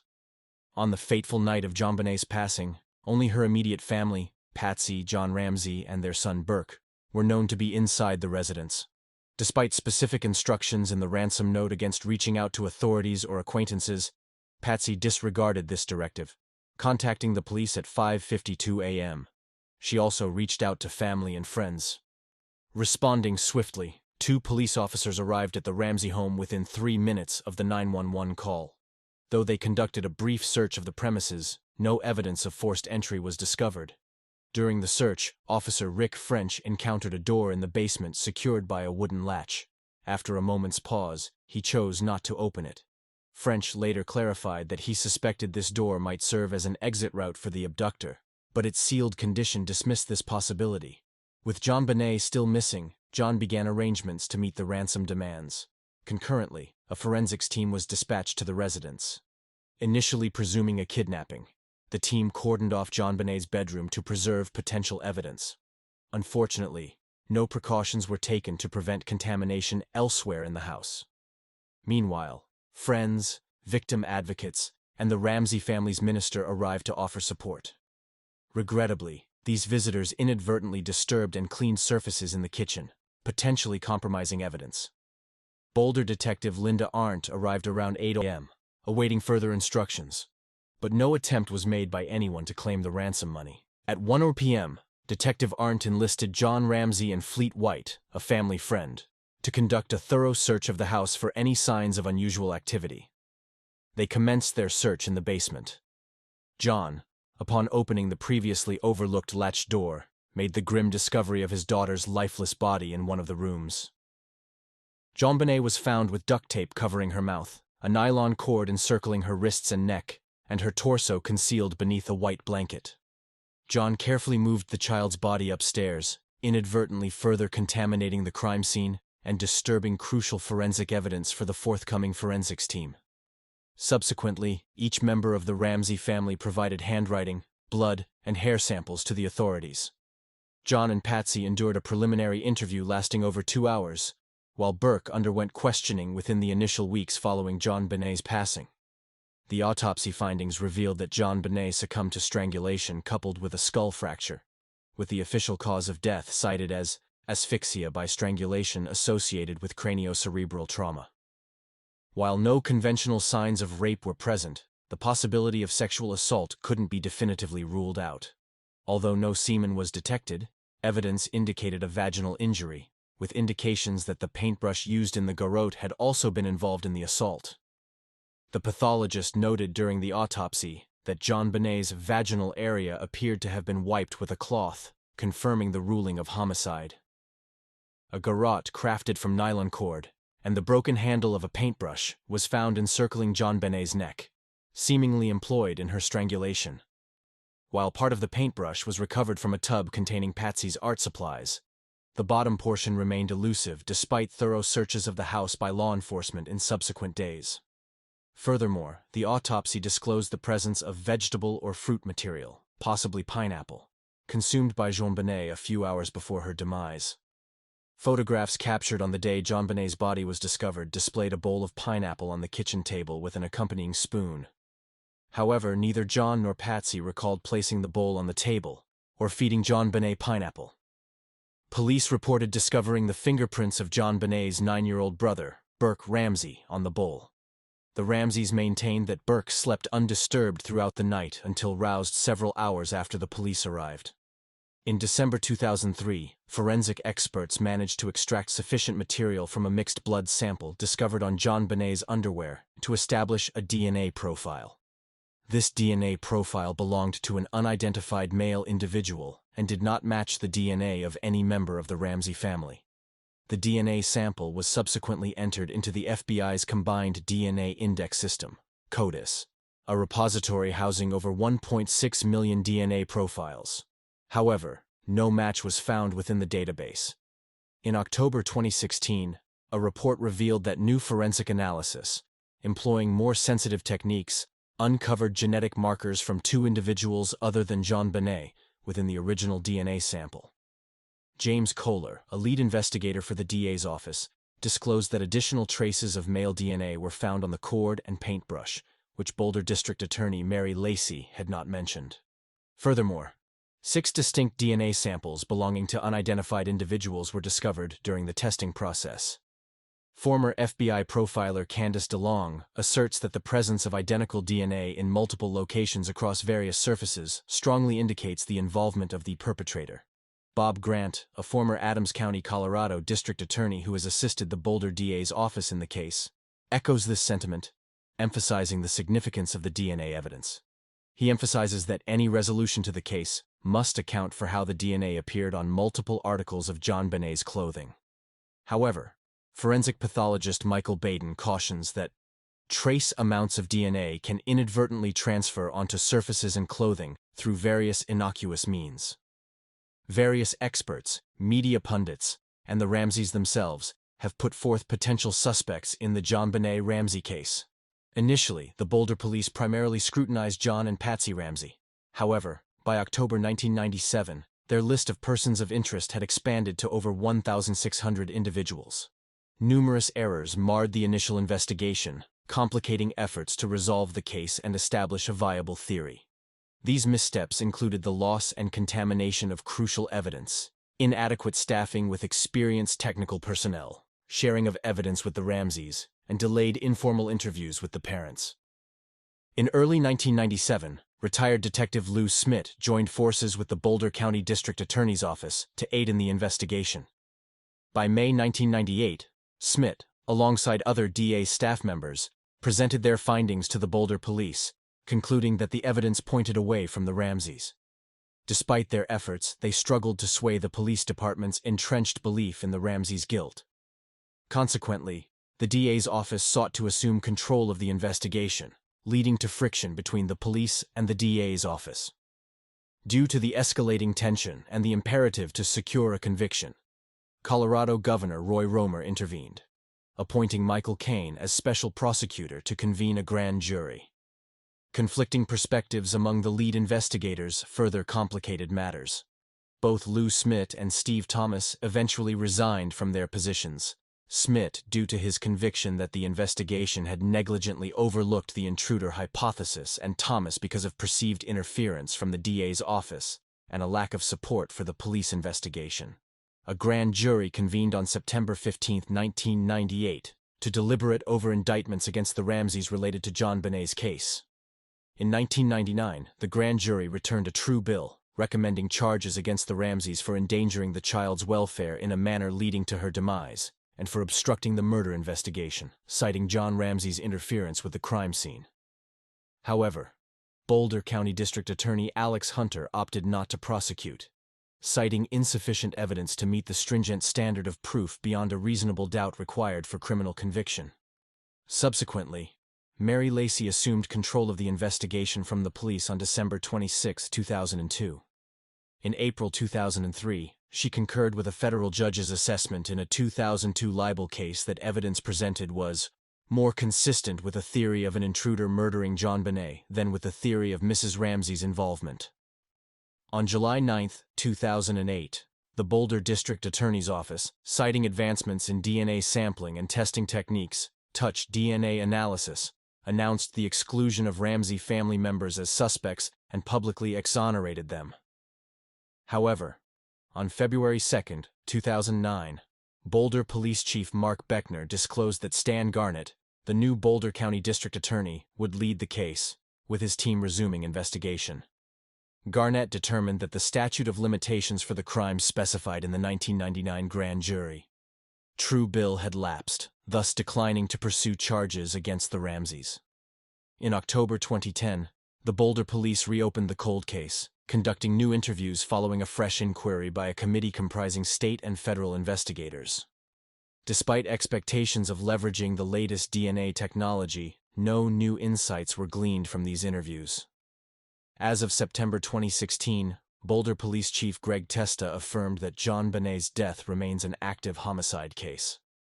In 2015, Beckner expressed dissent regarding the exoneration of the Ramseys, deeming it absurd to absolve anyone based on a lone piece of evidence yet to be definitively linked to the crime. He emphasized that the focus of the investigation should center on the unidentified DNA found on JonBenet's clothing, asserting that until proven otherwise, the donor of this unknown DNA should be considered a suspect. Similarly, in 2016, Gordon Coombs, a former investigator for the Boulder County District Attorney's Office, raised doubts about completely exonerating the Ramseys. Coombs highlighted the ubiquitous nature of DNA shedding, cautioning against clearing individuals solely on the premise of touch DNA, especially in light of a crime scene that wasn't initially secured. He deemed it a stretch to absolve someone under such circumstances. Additionally, Stephen E. Pitt, a forensic psychiatrist engaged by Boulder authorities, criticized Lacey's public exoneration of the Ramseys, characterizing it as a significant affront to Chief Beckner and the dedicated detectives who had tirelessly worked on the case over the years. Two prevailing theories circulate regarding JonBenet's demise, with one centering on familial involvement. Initially, Boulder police directed their focus almost exclusively towards the parents, John and Patsy Ramsey. According to Greg McCrary, a retired FBI profiler, there exists a statistically significant likelihood, approximately 12-1, that a family member or caregiver is implicated in a child's homicide. Law enforcement noted the absence of forced entry, but observed indications of staging, such as the ransom note. The Ramseys' perceived lack of cooperation further fueled suspicion. The Ramseys contended that their reticence stemmed from apprehensions about the investigation's thoroughness regarding potential intruders and the hastened targeting of them as primary suspects. One hypothesis suggests that Patsy, in a moment of fury following a bedwetting incident, may have inadvertently harmed JonBenet and then strangled her to conceal the events, mistakenly believing her to be deceased. However, there is no documented history of Patsy displaying uncontrolled anger. Furthermore, JonBenet's brother, Burke Ramsey, refuted claims of any abusive behavior, stating that they were never subjected to physical punishment. Strangulation, theoretically, could have served as a diversion to mask other elements of the assault and murder. Burke, aged 9 at the time of JonBenet's passing, underwent at least 3 interviews with investigators. The initial 2 interviews yielded no cause for concern. A review by a child psychologist indicated the presence of healthy, caring family relationships within the Ramsey household. Boulder Police Chief Mark Beckner affirmed in a 1998 interview that Burke was not implicated in his sister's death. Similarly, in May 1999, the Boulder County District Attorney's Office reiterated that Burke was not a suspect, as investigators had never considered him as such. On April 27, 1997, the Ramseys placed a newspaper ad offering a $100,000 reward. 3 days later, following more than 4 months after their daughter's discovery, they underwent their first formal interviews at the Boulder County Justice Center. In 1999, Colorado Governor Bill Owens publicly urged the Ramseys to cease relying on their legal representatives and public relations team. A Colorado grand jury convened in 1999 and voted to indict the parents. The indictment accused them of 2 counts each of child abuse, alleging that they knowingly allowed circumstances endangering JonBenet's life, resulting in her death. Notable experts, including DNA specialist Barry Scheck and forensic expert Henry Lee, testified during the proceedings. However, on October 13, 1999, then-District Attorney Alex Hunter declined to sign the indictment, citing insufficient evidence for prosecution. This decision left the public with the perception that the grand jury investigation had reached no clear conclusion. By 2002, the statute of limitations on the grand jury's charges had expired. The grand jury's decision to indict was only made public on October 25, 2013, upon the release of previously sealed court documents. In September 2016, CBS aired The Case of JonBenet Ramsey, presenting a group of experts who speculated that Burke may have inadvertently struck his sister with a heavy object, possibly a flashlight, following a disagreement over a piece of pineapple. They proposed that the ransom note was an effort to conceal the circumstances surrounding JonBenet's demise. In response to the program's claims, Burke Ramsey's legal counsel filed defamation lawsuits against CBS, the program's producers, and several participants. The alternative perspective posited is the intruder theory. Law enforcement and prosecutors pursued leads indicating potential intruders, partly prompted by an unidentified boot mark discovered in the basement room where JonBenet's body was found. Initial individuals of interest encompassed neighbor Bill McReynolds, known for his portrayal of Santa Claus, local reporter Chris Wolfe, whose then-girlfriend implicated him as a suspect, family housekeeper Linda Hoffman Pugh, and Michael Helgoth, who died by apparent suicide shortly after JonBenet's demise. Extensive DNA testing was conducted in hopes of matching DNA recovered during her autopsy. In a 2003 defamation lawsuit tied to the case, Wolfe v. Ramsey, wherein the Ramseys publicly named an early suspect, Judge Julie E. Carnes remarked, "There is virtually no evidence to support Wolfe's theory that the Ramseys murdered their child, but abundant evidence to support the Ramseys' belief that an intruder entered their home at some point during the night of December 25, 1996, and killed their daughter." Detective Lou Smith, who investigated the case, concluded that an intruder was responsible. On the night of JonBenet's death, 2 windows were left slightly ajar to accommodate electrical cords for outdoor Christmas lights, alongside a broken basement window and an unlocked door. Smith postulated that the intruder gained entry through the broken basement window, although critics have questioned this hypothesis due to the presence of undisturbed cobwebs and foliage surrounding the grate. Smith believed the intruder incapacitated JonBenet with a stun gun before taking her to the basement where she was ultimately killed and a ransom note left. Former FBI agent John E. Douglas, hired by the Ramsey family, endorsed Smith's theory. Smith, convinced of the Ramseys' innocence, resigned from the investigation in September 1998, shortly after the grand jury convened against them, yet continued his work on the case until he died in 2010. Author Stephen Singular, in his book Presumed Guilty, 1999, revised 2016, cites consultations with cybercrime specialists to propose that JonBenet drew the attention of child pornographers and pedophiles associated with the child pageant circuit. Singular contends that the investigation excessively fixated on the Ramsey parents, impeding exploration of alternate scenarios. He suggests that the Ramseys were not culpable for the murder, aside from potentially exposing their daughter to sexual predators unwittingly. Singular speculates that this rationale elucidates why the grand jury refrained from recommending the indictment of the Ramsey parents for murder, opting instead for charges of child abuse or endangerment due to placing their daughter in a precarious situation. It was revealed that there had been over 100 burglaries in the Ramseys' neighborhood in the months leading up to JonBenet's murder. Additionally, there were 38 registered sex offenders residing within a 2-mile radius of the Ramseys' residence. In 2001, former Boulder County prosecutor Trip DeMuth and Boulder County Sheriff's Detective Steve Ainsworth advocated for a more vigorous investigation into the intruder theory. Among the individuals identified as suspects by Detective Smith was Gary Howard Oliva, who faced charges of 2 counts of attempted sexual exploitation of a child and 1 count of sexual exploitation of a child. In June 2016, as reported by Boulder's Daily Camera, Oliva, a registered sex offender, was publicly implicated as a suspect in an October 2002 episode of 48 Hours Investigates. The Killing of JonBenet, The Truth Uncovered, aired by A&E on September 5, 2016, concluded that an unidentified male was accountable for JonBenet's demise based on forensic DNA analysis. Forensic DNA and scientist expert Lawrence Kobylinski stated in the documentary, "An unidentified male committed this crime." former Denver prosecutor Craig Silverman revealed that the district attorney's office, while investigating pedophiles, pursued the intruder theory. The Ramseys established a relationship with District Attorney Mary Lacey and her office, which drew criticism from figures such as the city's mayor, Leslie L. Durgan.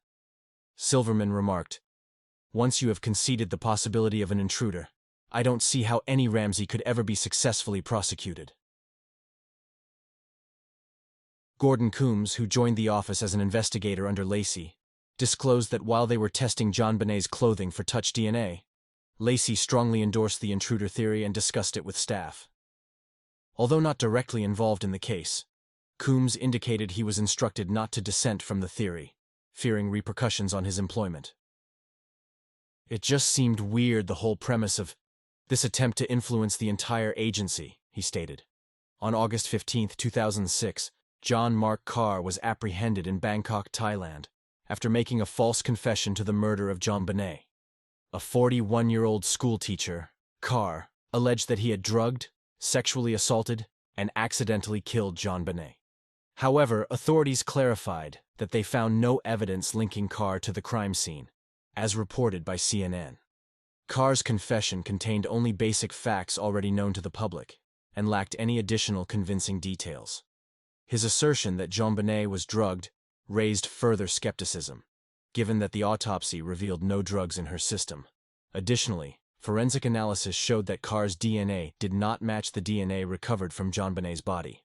Lynn Wood, the Ramseys' family libel attorney, initiated defamation lawsuits against multiple individuals and entities involved in reporting on the case, starting in 1999. One of the earliest suits was against Star Magazine and its parent company, American Media Inc., on behalf of their son in 1999. The Ramseys and their associates also filed defamation suits against unnamed media outlets. In 2001, a defamation lawsuit was filed against the authors and publisher of JonBenet, Inside the Ramsey Murder Investigation, 2000, which was settled out of court the following year. John and Patsy Ramsey faced defamation lawsuits arising from their book, The Death of Innocence, 2001, brought by individuals named in the book who were investigated by Boulder police as suspects. These lawsuits were defended by Lynn Wood and other Atlanta attorneys, resulting in their dismissal. In November 2006, a friend of John Ramsey, Rod Westmoreland, filed a defamation suit against an anonymous internet user who had implicated Westmoreland in the murder. During a September 2016 interview and in the case of JonBenet Ramsey documentary, forensic pathologist Werner Spitz accused Burke Ramsey of killing his sister. In response, Burke filed a defamation lawsuit against Spitz on October 6, 2016, seeking $150 million in damages. Later, on December 28, 2016, Burke's lawyers filed another civil lawsuit against CBS, Critical Content LLC, and 7 experts and consultants for defamation, seeking $250 million in compensatory damages and $500 million in punitive damages. A judge denied CBS's motion to dismiss in January 2018, and the lawsuit proceeded. In January 2019, the lawsuit was settled to the satisfaction of all parties. JonBenet was laid to rest at St. James Episcopal Cemetery in Marietta, Georgia, on December 31, 1996, alongside her half-sister, Elizabeth Pash Ramsey, who had passed away in a car accident nearly 5 years earlier, at age 22. Patsy, who died of ovarian cancer at age 49 in 2006, was interred next to her daughter. By the close of 2021, genetic DNA testing emerged as a crucial tool in unraveling the long-standing mystery surrounding a heinous sexual assault and murder case, marking the 25th anniversary of the tragic event. Boulder authorities expressed optimism in employing genetic DNA testing methodologies to apprehend the perpetrator. The city's police department announced their active exploration of genetic DNA testing processes, buoyed by the collection of 1,000 DNA samples and 1,500 pieces of evidence linked to the crime. As of December 2021, meticulous analysis of nearly 1,000 DNA samples formed a pivotal part of the evidence. Leveraging substantial advancements in DNA technology, authorities conducted extensive searches, processing multiple suspects through the system to identify potential matches. The Colorado Bureau of Investigation, CBI, elevated their efforts by updating over 750 reference samples with cutting-edge DNA technology. Furthermore, collaboration between the Boulder Police and CBI aimed to ensure the accurate comparison of DNA profiles between existing samples and newly uploaded ones. In 2022, John Ramsey advocated for transferring his daughter's case from the jurisdiction of the local police department to an independent agency equipped with advanced DNA testing capabilities. Ramsey launched a petition urging Colorado Governor Jared Polis to intervene and entrust DNA testing decisions to an unbiased entity, free from the entrenched involvement of the Boulder Police Department. Ramsey underscored the transformative potential of DNA testing advancements, expressing hope for resolution in the long-standing cold case of his daughter. Ramsey lamented the underutilization of available technology in his daughter's murder investigation, citing a series of setbacks including false investigative leads, unfounded conspiracy theories, and a barrage of accusations against nearly all parties associated with the case. Number 1. The Trial of the Century, O.J. Simpson. Although the 1995 criminal trial of O.J. Simpson for the murders of Nicole Brown Simpson and Ronald Goldman has been described as a great trash novel come to life, its grip on the American public was undeniable. If the initial reports of the murder of the ex-football star's wife hadn't fully captivated the public, Simpson's surreal Bronco chase on the day of his arrest certainly did. 95 million viewers watched the slow police pursuit live on television. The 133 days of televised courtroom testimony turned countless viewers into Simpson trial enthusiasts. Even international figures like Margaret Thatcher and Boris Yeltsin were drawn into the drama. When Yeltsin stepped off his plane to meet President Clinton, his first question was, "Do you think O.J. did it?" On October 3rd at 10 a.m., as Judge Ito's clerk read the jury's not guilty verdict, 91% of all television viewers were fixated on the unfolding scene in the Los Angeles courtroom. The exact events that unfolded sometime after 10 p.m. on Sunday, June 12, 1994, remain disputed. However, it is widely believed that a single male entered Nicole Brown Simpson's condominium on Bundy Drive in the upscale Brentwood area of Los Angeles through the back entrance. In a small, nearly enclosed area near the front gate, the assailant brutally slashed Nicole, almost severing her neck. He then struggled with and repeatedly, about 30 times, stabbed Ronald Goldman, a 25-year-old acquaintance of Nicole's, who had come to her condominium to return a pair of sunglasses her mother had left earlier that evening at the Mezzaluna restaurant. Shortly after midnight, Nicole's howling Akita, with blood on its belly and legs, drew the attention of a neighbor, who then discovered the two bodies. Thus began the ill-fated investigation of the Brown-Simpson and Goldman murders. Meanwhile, Nicole Brown Simpson's ex-husband, former football star and media personality Orenthal James, O.J. Simpson, was aboard American Airlines flight number 668 to Chicago. Simpson had departed from Los Angeles at 11:45 p.m. after receiving a ride to the airport in a limousine driven by Alan Park, an employee of the Town and Country Limousine Company. The limousine had left Simpson's estate on Rockingham Avenue about half an hour late after Park called at 10:25 p.m. to report that no one answered his ring at the door. Park observed a man he assumed to be Simpson entering the house at 10:56 p.m. Early Monday morning, police contacted Simpson at the O'Hare Plaza Hotel in Chicago, where he had planned to attend a Hertz rental car company convention. When informed that his wife had been killed, Simpson did not ask how, when, or by whom. According to his later testimony, he smashed a glass in grief, badly cutting his left hand. Prosecutors would offer a different explanation for the injury. Simpson boarded the next flight to Los Angeles, arriving home around noon to find a full-scale police investigation underway. With police tape stretched across his front gate and cardboard tags marking bloodstains on the driveway. Los Angeles police questioned Simpson for about half an hour that day. They asked him many questions about the deep cut on his right hand. At first, Simpson said he didn't know how he got the cut. Later, he suggested he cut it when he reached into his Bronco on the night of the murders, then reopened it when he broke a glass in his Chicago hotel room after hearing about Nicole's murder. The police interview was poorly done. They didn't ask obvious follow-up questions and missed other important ones.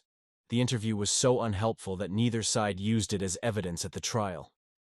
Eventually, the police gathered enough evidence to believe Simpson was guilty of the murders and got a warrant for his arrest. Simpson's lawyer, Robert Shapiro, arranged for Simpson to turn himself in at police headquarters by 10 a.m. on June 17, the day after Nicole's funeral. When Simpson didn't show up, the police told Shapiro they would go to Simpson's home to arrest him. After 1 p.m., 4 officers knocked on Simpson's front door. They and Shapiro soon discovered Simpson had disappeared. He was on what would become one of the most famous police chases in American history. Simpson left behind a letter that seemed like a suicide note. It ended with, "Don't feel sorry for me. I've had a great life, great friends. Please think of the real OJ, and not this lost person. Thanks for making my life special. I hope I helped yours. Peace and love, OJ." Don't feel sorry for me. I've had a great life, great friends. Please think of the real OJ, and not this lost person. Around 6:20 p.m., a motorist in Orange County saw Simpson in a white Bronco driven by his friend, A.C. Cowlings, and called the police. Soon, a dozen police cars, news helicopters, and curious onlookers were following the Bronco. The slow chase ended with Simpson's arrest in his driveway. In Cowlings' vehicle, police found $87.50 in cash, a fake beard and mustache, a loaded gun, and a passport. For the prosecution, the biggest mistake of the trial might have been filing the Simpson case in downtown Los Angeles instead of Santa Monica, where the crime happened. The prosecution claimed this was to reduce commuting time for prosecutors and handle the media better. However, it was probably a political decision to avoid a mostly white jury in Santa Monica, which could lead to racial protests or riots like those after the Rodney King trial. The prosecutors likely believed their case against Simpson was so strong that even a racially diverse jury in downtown Los Angeles would have to convict him. Filing downtown was just the first of many decisions that may have hurt the prosecution's case. Not seeking the death penalty meant they didn't get a death-qualified jury, which studies suggest is more likely to convict. A death-qualified jury excludes anyone opposed to the death penalty, who are often disproportionately black and female. The prosecutors also ignored their own jury consultants' advice to use peremptory challenges to exclude black and female potential jurors as much as legally possible. Once the trial began, there were other mistakes. These included having Simpson try on the glove used in the murder, calling Mark Fuhrman to the stand, and presenting so much evidence from so many witnesses over so many weeks that the case lost much of its impact. The trial finally started on Tuesday, January 24, 1995. Reporters and camera crews gathered under drizzling skies for what writer Dominic Dunn called the Super Bowl of murder trials. Judge Lance Ito began by telling everyone in the courtroom that he expected to see some fabulous lawyering skills. Christopher Darden started the prosecution's opening statement, describing Simpson as an abusive husband and a jealous lover of Nicole Brown Simpson. Darden told the jurors, if he couldn't have her, he didn't want anybody else to have her. Marcia Clark followed with a statement outlining the facts that would prove Simpson's guilt during the trial. The next day, Johnny Cochran gave the opening statement for the defense, presenting a confusing timeline and suggesting Simpson was too crippled by arthritis to commit the murders. Cochran told the jury that the evidence against Simpson was contaminated, compromised, and ultimately corrupted. Over the next 99 days, the prosecution called 72 witnesses. The first set suggested Simpson had the motive and opportunity to kill. The second set suggested he used that opportunity to kill his ex-wife and Ronald Goldman. The first group of witnesses included Nicole's relatives and friends, OJ's friends, and a 911 dispatcher. They were brought in to show Simpson's motive and his history of domestic abuse. Nicole's sister, Denise Brown, described seeing OJ at his daughter Sydney's dance recital on the day of the murder. She said Simpson looked scary, like a madman. She recalled a dinner where OJ grabbed Nicole's crotch and said, "This is where babies come from, and this belongs to me." Tearfully, she recounted an incident where an enraged Simpson picked up her sister and threw her against a wall. Ron Shipp, a friend of OJ's, testified that Simpson once told him, "I've had some dreams of killing Nicole." A 911 dispatcher also took the stand, allowing the prosecution to play a terrifying 911 call from Nicole, describing an ongoing assault. The prosecution then called witnesses, including limousine driver Alan Park, Cato Kalin, and LAPD officers, to establish a timeline showing Simpson had enough time to commit the murders. Alan Park was one of the prosecution's most effective witnesses. He testified that he arrived at Simpson's Rockingham home at 10:25 p.m. to pick him up for his flight to Chicago. Park said he rang the doorbell repeatedly, but got no answer. Shortly before 11 p.m., Park saw a shadowy figure, black, tall, about 200 pounds, and wearing dark clothes, walk up the driveway and enter the house. A few minutes later, Simpson emerged, telling Park he had overslept. Park testified that Simpson carried a small black bag, which the prosecution suggested might have contained the murder weapon, and wouldn't let Park touch it. The bag has never been found. A skycap at the Los Angeles airport testified that he saw Simpson near a rubbish bin. Simpson's houseguest, Kato Kalin, one of the trial's more colorful characters, testified that he and Simpson returned from a run for Big Macs and French fries at 9:36 p.m. After that, Kalin couldn't account for Simpson's whereabouts. He mentioned hearing thumps on his wall just before 11 p.m., around the same time Park saw the shadowy figure enter the house. The prosecution also presented telephone records showing Simpson used his car cell phone to call his girlfriend, Paula Barbieri, at 10:03 p.m. The defense did not explain why Simpson would use his car's cell phone if he was in his backyard practicing his golf swing, as he claimed. Next, the prosecution brought in witnesses to directly tie Simpson to the murders. This evidence was technical and circumstantial, involving blood, hair, fiber, and footprint analysis from the Bundy crime scene and Simpson's Rockingham home. The most compelling testimony, assuming the tests were accurate, involved 2 RFLP tests. The first indicated that blood found at the crime scene could have come from only 1 in 170 million people, and Simpson fit the profile. The second test involved blood found on 2 black socks in Simpson's bedroom. According to the prosecution, only 1 in 6.8 billion people matched the blood sample, and Nicole Brown Simpson might be the only person on Earth whose blood matched the blood found on the socks. During cross-examination of the prosecution's DNA experts, the defense tried to suggest that the blood samples were either contaminated or planted by corrupt police officers. The LAPD officer who found a bloody glove outside Kato Kalin's bedroom turned out to be very helpful for the defense's corrupt police theory. The officer, Mark Furman, testified for the prosecution on March 9 and 10. In his book about the trial, Robert Shapiro wrote that Marcia Clark treated Furman like he was a hero. 3 days later, F. Lee Bailey began a tough cross-examination of Furman, asking if he had ever used the N-word in the past 10 years. Furman said he never had. However, the tapes of Furman were presented in court where he countlessly used the N-word, the racial hatred, and a declared willingness to frame black suspects or dispense curbside justice to them. The tapes evoked shock and rage among many people of color. They were another blow to a city still on edge from the bloody 1992 riots triggered by the acquittal of 4 white police officers who were videotaped beating black motorist Rodney G. King. Another big problem for the prosecution came when Christopher Darden, sure that the bloody gloves belonged to Simpson, decided to have Simpson try on the gloves in front of the jury. Judge Ito asked a bailiff to bring Simpson near the jury box. Darden told Simpson, "Pull them on. Pull them on." Simpson struggled with the gloves and said, "They don't fit, see? They don't fit." It later turned out there were reasons why they didn't fit. The gloves might have shrunk from the blood, and photos showed Simpson wearing gloves that didn't fit well. But the damage was done. Johnny Cochran later famously said, "If it doesn't fit, you must acquit." A field trip during the trial highlighted how the defense used the race issue to their advantage with a jury that included 9 African Americans.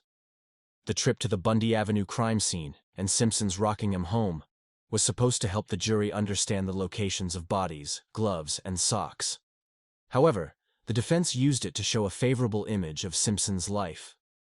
Before the jury arrived at Simpson's home, they removed a picture of his girlfriend, Paula Barbieri, and replaced it with a Norman Rockwell print, showing a black girl being escorted to school by federal marshals. Pictures of Simpson with white golfing buddies were swapped with pictures of his mother and other black people. A Bible was placed on an end table in the living room.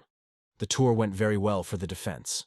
As the group toured his home, Simpson pointed to a backyard play area and said, "That's where I practiced my golf swing."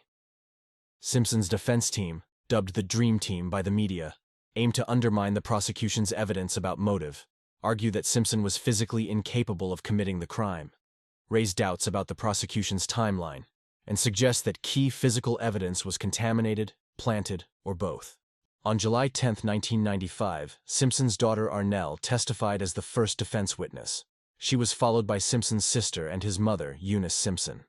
By the time Simpson's mother finished her testimony, some courtroom observers noticed that the jury seemed to empathize more with the Simpson family than with the victims' families. Despite its success, the defense made some missteps. Simpson's doctor, Robert Huizenga, testified that O.J. was in poor health, comparing him to Tarzan's grandfather, due to arthritis and other issues. However, the prosecution countered with a video taken shortly before the murders, showing Simpson leading intense physical exercises. Particularly damaging was a moment where Simpson joked about doing a punching exercise with the wife. The most talked about part of the defense case involved LAPD officer Mark Furman, who had found the bloody glove and denied using the racial slur N-word during his testimony.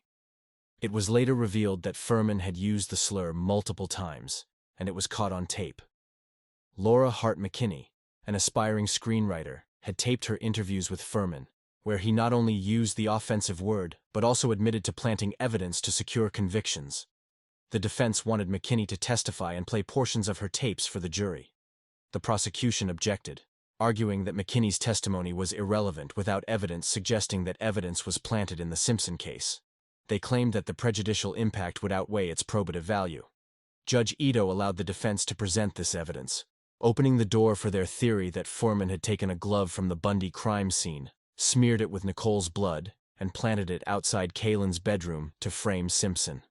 However, it might not have been Furman, but rather a soft-spoken Chinese-American forensic expert named Henry Lee, who played a significant role in Simpson's acquittal. Lee had strong credentials, smiled at the jury, and provided what appeared to be a convincing reason to question the prosecution's main physical evidence. Lee raised doubts with blood splatter demonstrations, suggested that shoeprint evidence indicated more than one assailant, and straightforwardly concluded about the prosecution's DNA tests. Something's wrong. Christopher Darden speculated after the trial that Lee might have been the one who gave the jury permission to do what they already wanted to do: acquit Simpson. Jury forewoman Amanda Cooley praised Lee as a very impressive gentleman, and another juror agreed, calling him the most credible witness who had a lot of impact on a lot of people. When closing arguments began in the Simpson case, it had already surpassed the Charles Manson trial as the longest jury trial in California history. The jury had been isolated for nearly a year and was showing signs of fatigue. Judge Ito was criticized for allowing the trial to drag on and for not managing the lawyers effectively. Marcia Clark's closing argument for the prosecution aimed to address the Furman issue. She denounced Furman as a racist and a terrible cop, but argued that it didn't mean there was a conspiracy.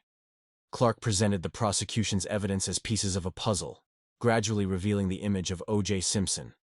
Christopher Darden followed, suggesting Simpson could be both a great football player and a murderer. Johnny Cochran's closing argument for the defense added more controversy to the already contentious trial. His co-counsel, Robert Shapiro, later criticized Cochran for playing the race card too aggressively. Cochran compared the prosecution's case to Hitler's persecution of the Jews, suggesting Furman's racism was akin to genocide. He argued that allowing Furman to continue in his role was tantamount to condoning his racist beliefs. The jury deliberated for only 3 hours in the case that lasted 133 days, involved 150 witnesses, and cost $15 million. On October 3, 1995, at 10 a.m., Judge Ito's clerk, Deidre Robertson, announced the verdict. We, the jury, find the defendant, Orenthal James Simpson, not guilty of the crime of murder. Simpson sighed in relief, Cochran celebrated, and the Dream Team rejoiced.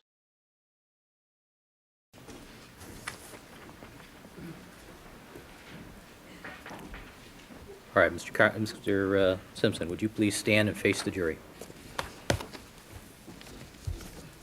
Mrs. Robertson.